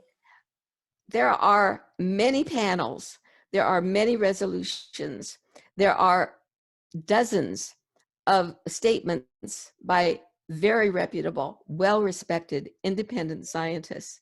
For instance, there was a resolution to the United Nations signed on by, I think, 240 scientists from around the world, warning about 5G, asking for a moratorium, and stating their fears, concerns, and studies. That's an example. There are other ones like the Benevento resolution. There are so many, and I would be happy to send some to you if you would like. But the scientists have been warning about this in group and in individuals now for a long time, especially since about the 1980s when the first cell phones came out, and they're being ignored. It's because the agencies from ICNIRP, World Health Organization, and Health Canada and the FCC in the US ignore it. We have strong industry forces. And for instance, in Health Canada, they use a balancing item. And I've experienced it myself. I presented a 10-year study by Dr. Henry Lai showing that there's DNA damage. And how did James McNamee respond? He sent me a 10-day study that he did for Motorola that showed no damage. And he says, see, one weighs out, one cancels the other. That's not how it works. And a major question needs to be, if something is truly safe, how many studies are you going to have showing harm? And people like James McNamee and Health Canada refuse to answer that. They all feed upon one another. And we need to get to the top. And this is what many scientists, I don't know how many hundreds of scientists, are now trying to get the World Health Organization and ICNIRP to be honest and to be independent. Right now, they're loaded with industry people, and that's our problem. And as this slide that you're looking at right now shows. Yeah, and just to add to that, Jillian, there are a lot of reviews. I just had an article from Nature magazine that I was looking at just yesterday that was talking about the environmental effects. There are experts like Dr. Anthony Miller, who's from the Dalai Lama School of Health. I always say Dalai Lama, that's not the Dalai Lama School of Health at University of Toronto. Dr. Magda Havas, who was with the Environmental Studies program. She just retired from Trent University. There are very reputable scientific experts in Canada. Dr. Paul Heroux, who's with the University of Montreal, and I believe the School of Medicine, and a lot of review studies that are available on a lot of different sites. It's just a question of staying away from the red and black conspiracy weighted headlines and actually looking at the actual peer reviewed science. And there is plenty of it. There are at least several thousand studies, and there are several hundred that are considered to be very, very solid. And a lot of those are reviews, which means there are several studies that have been analyzed and then summarized together. Look to the funding. And as Henry Lai has pointed out, the funding is the key of the he looked at thousands of studies, and he found that where the industry is funding it, 70% of the studies are showing no effect. When they are independently funded, 70% of the studies show a biological effect. So you have to look at the funding. And there are many, many industry studies that will try to mislead you and distract you. Look for the independent ones. Maybe we could have a few words about the World Health Organization. Bill Yeah. Gates' plaything. Bill Gates owns the World Health Organization. So the World Health Organization takes most of its safety guidelines from the ICNIRP report. ICNIRP, International Commission of 999 ionizing radiation protection, which is not protective at all. Or independent. Or independent. They're a private club, and they were self-appointed by industry. They barely lack any. They might have one scientist, but don't quote me on that, because I know they're just a group of industries, international telecom industries, and ICNIRP also has been corrupt and colluded for at least 20 years. Martin Paul talks about some of this. You can also, if you do some investigative research on ICNIRP, you can see how there's just so much corrupt and collusion going on in the members and chairs. There's a very interesting study. If you go in and investigate, Don Maish from Australia and New Zealand wrote as part of his doctoral thesis, the collusion and corruption and bias in the World Health Organization and ICNIRP. It's a fascinating document if anyone takes the time to read it, because it goes into the history of these things. And then what? Oops, sorry, Sharon. I'm sorry. What I was going to say is what's insidious is what Dan says. ICNIRP feeds the World Health Organization, who feeds Health Canada, who feeds our provincial health officers and our cancer societies. I say it gives them places to hide, because if you ask, for instance, our provincial health officer, who's Dr. Bonnie Henry, to try to do something to prevent Wi-Fi in schools, she will say, oh, it's safe, and it's under Safety Code 6, which is the standard set by Health Canada. You go to Health Canada and you ask them, why are we using this antiquated, out-of-date guideline? And they say, oh, it's because it's safe according to the World Health Organization. And then the World Health Organization says it's safe according to ICNIRP. And in many instances, many of these people are the same people. They're on the same panels. They are the same industry-funded people. And so it's it's a very, very dangerous situation. And many of the people and the reviews that Una referred to are going after ICNIRP and the World Health Organization, but then they end up fearing for funding for independent research. So it's a very difficult world that we're living in right now. The evidence is there, the concerns are there for precautionary action, but try to get action taken. It's difficult. And I think if just the chart we're looking at right now, if you're on the same chart as me, is you see what ICNIRP advises. A country doesn't have to use those exposure levels. For instance, Italy, Switzerland, Russia, they have chosen to have more precautionary standards than Health Canada has. And, we totally have the ability to create standards that are not aligned with ICNIRP. Another very good document that looks at the collusion and the corruption was written by Fred Alster, who was out of Harvard University. It's called Captured Agency, and he's looking at the federal communications regulator in the United States, but you could just apply it here. The same information applies. Nobody wants to look at the collusion aspect. It's very difficult. In 2008, my husband and I wrote a document tracing the studies that I'd done over the prior 2 years, showing that Health Canada depends and uses, to a large degree, studies that have been done by the industry, funded by the industry. And as I said before, James McNamee, who's one of the leading people in the Radiation Protection Agency that writes health and uses employees Safety Code 6, he told me he works for Motorola. We wrote a document charging collusion in Health Canada, and the response from the Auditor General and the commissioners and the federal government was, it's not considered conflicts of interest or collusion as long as they admit it. So, it makes no sense. But that's what I was told. That was the response. And so, we're stuck with these levels. As Una said, we don't have to be. And as a matter of fact, we don't have to be provincially.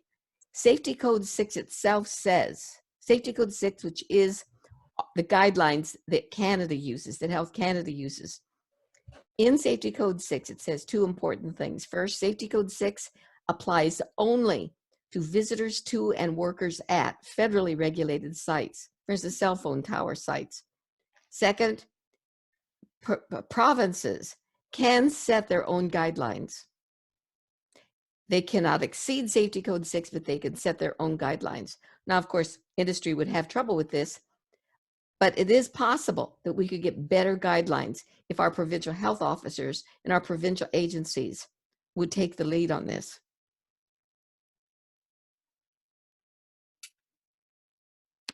Right. So here's another document that shows all kinds of peer-reviewed science studies. So the information is certainly out there. If you do just a search, at an academic library, you will turn up like just tons of stuff. So it's out there, but then, yeah, there's always someone who comes back to find a way of dismissing it, and certainly we don't hear that much about.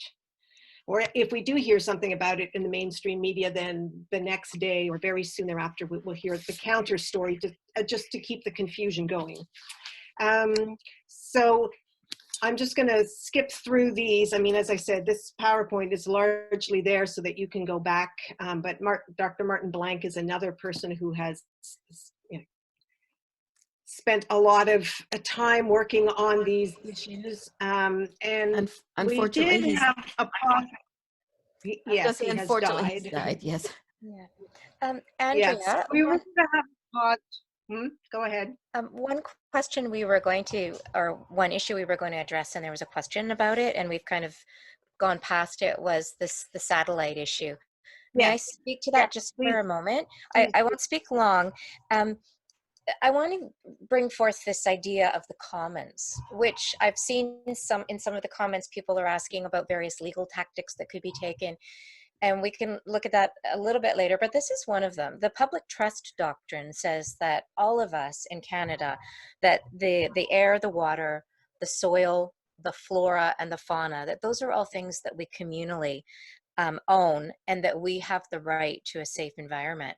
So with that in mind, as some of you are probably aware, there are thousands of 5G enabled satellites that are now beginning to be deployed by companies like Amazon and Tesla.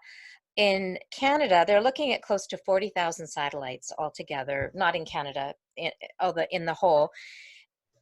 A couple of issues. NOAA, which is the North American Weather Forecasting, it's the United States Weather Forecasting Bureau, has said that if these satellites are deployed, it will set their weather forecasting back 40 years. Astronomers have come out with a poignant cry about how this is going to basically ruin astronomy, and also it heralds the end of the dark night sky, which is something I feel we all should grieve should this happen. Constant lights darting through our atmosphere.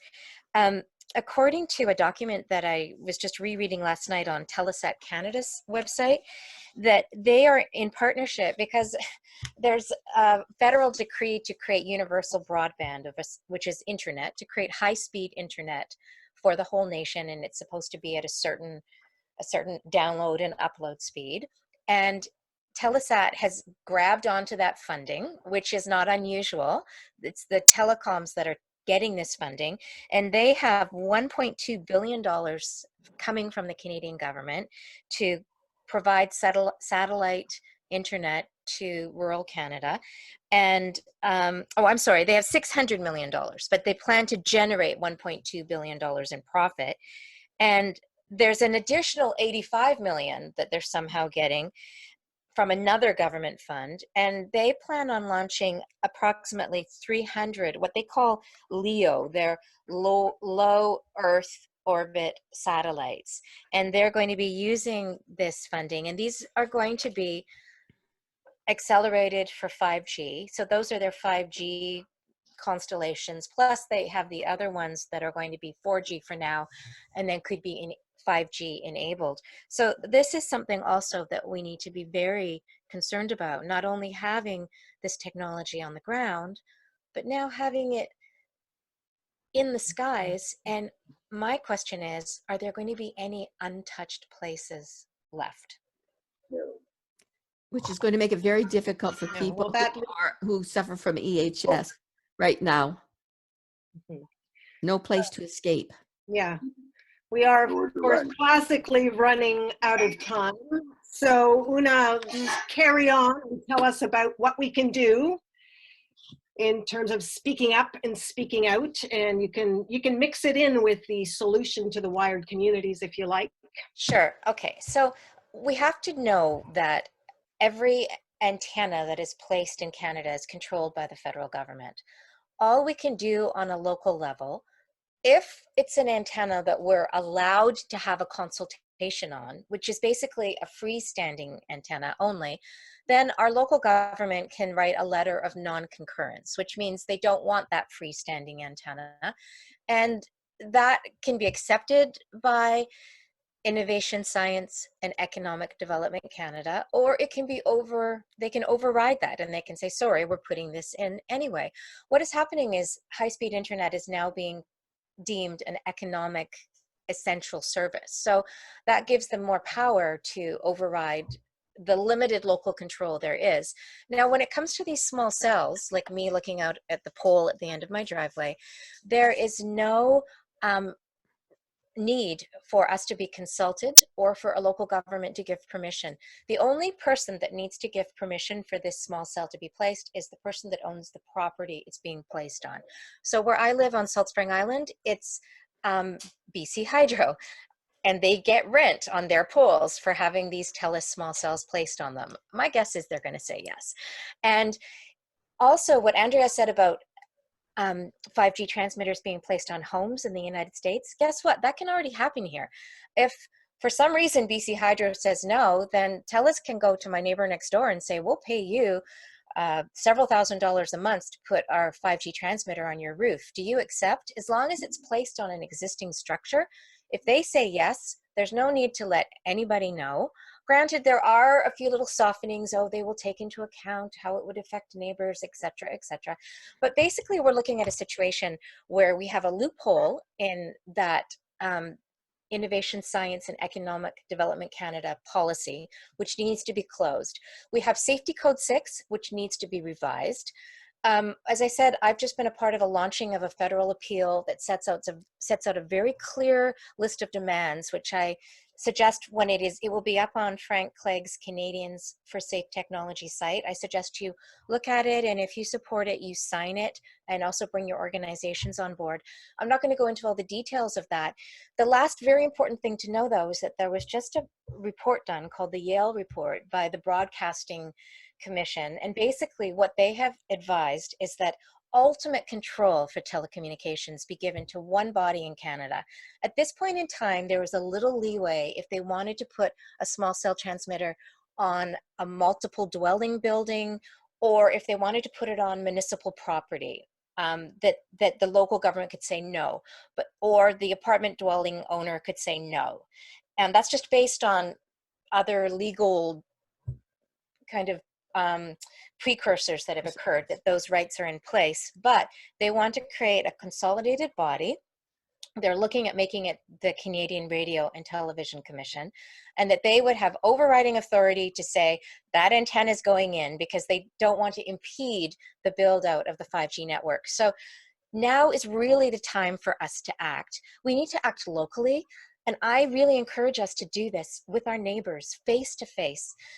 Yes, emails and Facebook groups have their place, but we need to actually meet when we can, meet in person, share, connect in flesh and blood ways, get back to creating creative actions. So integrating music and art and looking at ways of bringing children and families and building communities that understand that safe technology, and in some cases, limited or no technology, maybe the healthiest choices to make for our families and for our planet.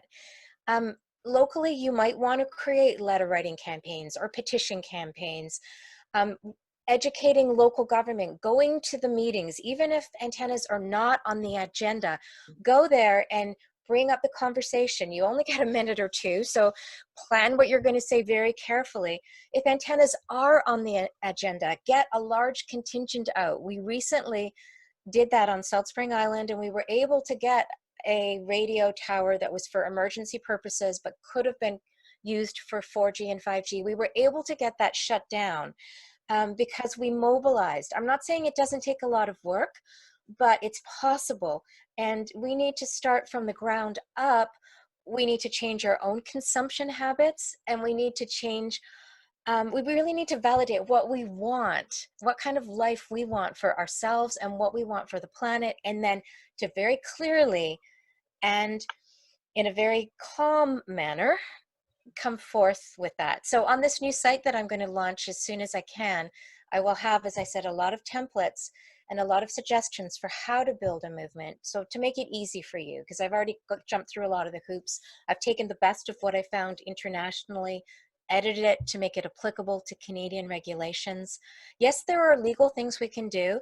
I have just been invited to be a part of a group on a national level that is working with a lawyer who's had wins on the Supreme Court, looking at ways that we might be able to move forward on that level. There are many different areas, and I think we all need to begin where we are. What is our skill set? What do we care about? Who is in our circle? Do we have family members that are addicted to their cell phones? How can we gently convince them, even though it's hard, they can wire that smartphone? We can, there's so many ways that we can begin to protect ourselves. And then the last thing I'll bring up, and then I'll leave room for Daniel and Sharon, is that through my research, I realized that probably the only way where I live that we were going to hopefully avoid microcells for 4G that could be converted to 5G. So those are those Rocky Road millimeter wave ones that would be right by our homes, is if we put in the fiber optics first. Now in cities, it's too late. The telecoms have already put in the fiber optics, but every cellular network needs fiber optic cables. They are the high-speed conduit. A new study out of Russia from the Moscow Institute of Technology now has fiber optics potentially at speeds that are 2 times faster than even the millimeter wave type 5G. It doesn't use the energy that we talked about that wireless transmission uses because it has to push the signal. It doesn't have the radio frequency radiation. We do have to look carefully at how we connect it to our homes. We have to make sure that we always use safe technology, but we can offset a lot of these problems. The reason for community owned brings me full circle to the work that I did as a young woman in university, because if we own the means of transmitting this telecommunication data, then we control what happens to the data. So the surveillance capitalism, the cybersecurity, the hacking, the selling of data, the planned obsolescence, trying to get us to buy more and more stuff, all of this can be managed to some degree. We can still have high-speed internet. I do believe we need to use it wisely, to go on that diet I spoke of being mindful of our digital consumption, make sure we still live in a real world, not just a virtual one. But that's what I've been working on Salt Spring Island. It's a lot, and I do have a team. I see one of the team members there, Chris Anderson. So, we are, and I really encourage other communities to look at this option. I'm going to go back and edit my Connected Communities site to make it even a little bit more hands-on and user-friendly once I finish this 5G one, to hopefully give you some blueprints of how you might be able to create this. We're looking at a cooperative structure, and there is connectivity funding available right now, which is what Telesat is grabbing. Why should Telesat and Bell and TELUS get this when local communities could use this federal funding to create healthy and sustainable technology for our communities?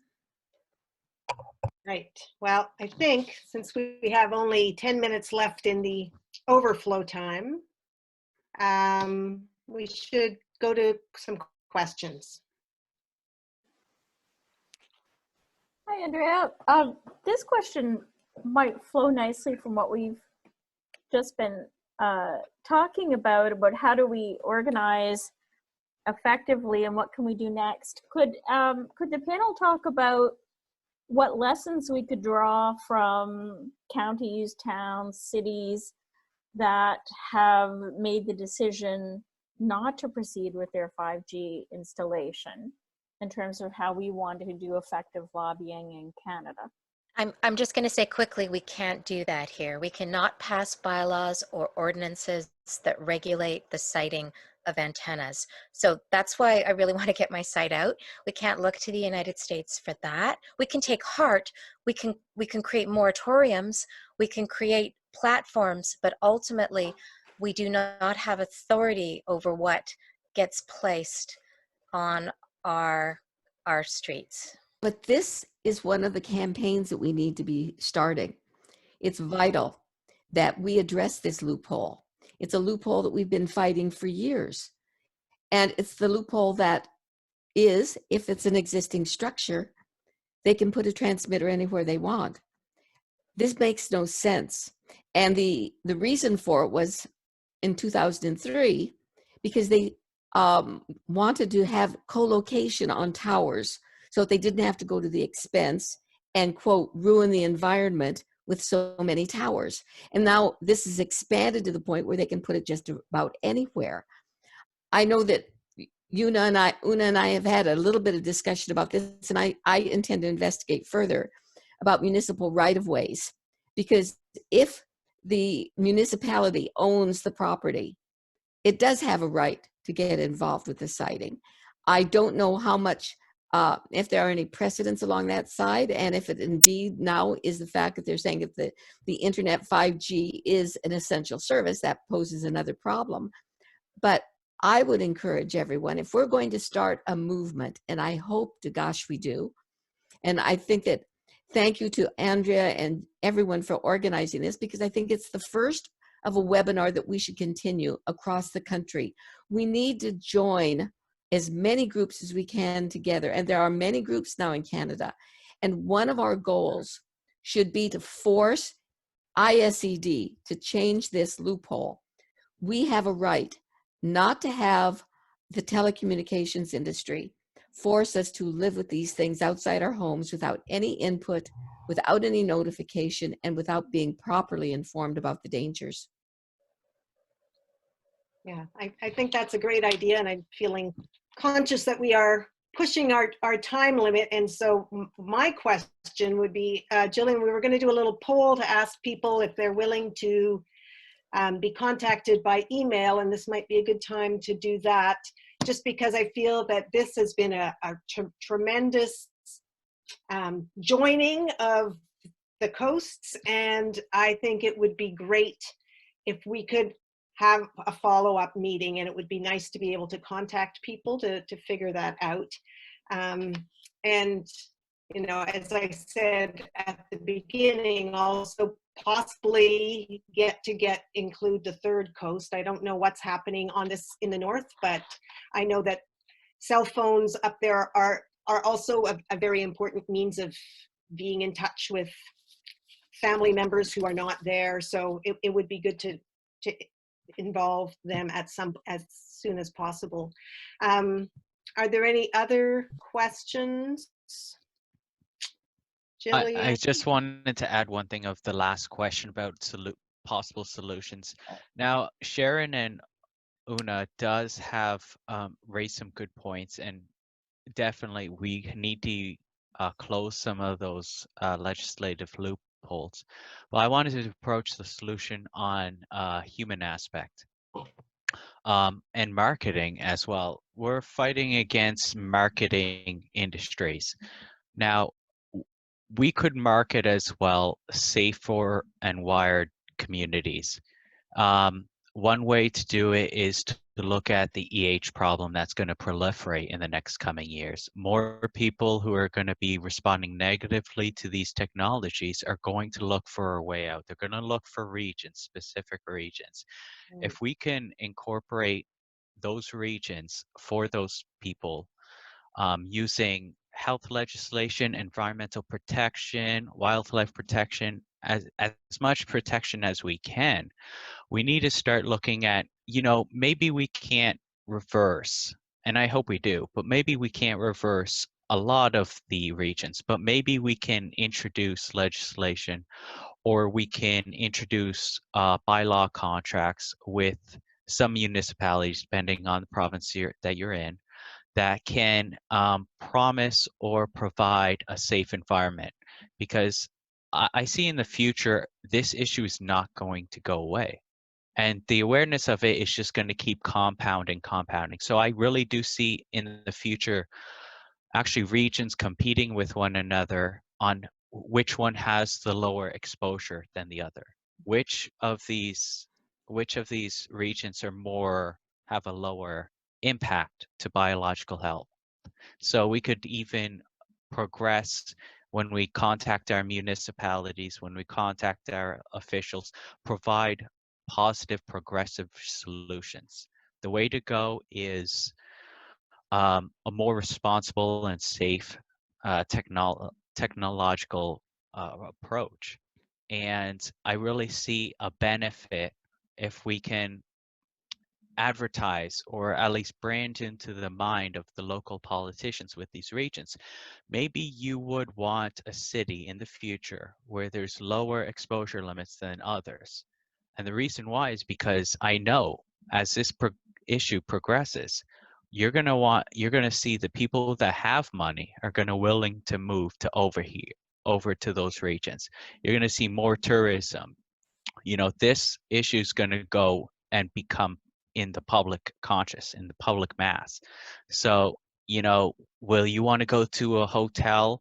Well, I definitely see, well, what's the exposure limits to that? Because you could really market to this problem in the future in a progressive way into the minds, so that municipalities who say, oh, well, we're going to lose money out on this if we do it that way. Well, no, because the future, if you're first out of the gate, if you're early bird, if you're one of these municipalities that provide these progressive approaches in the future, you're going to go out ahead of others.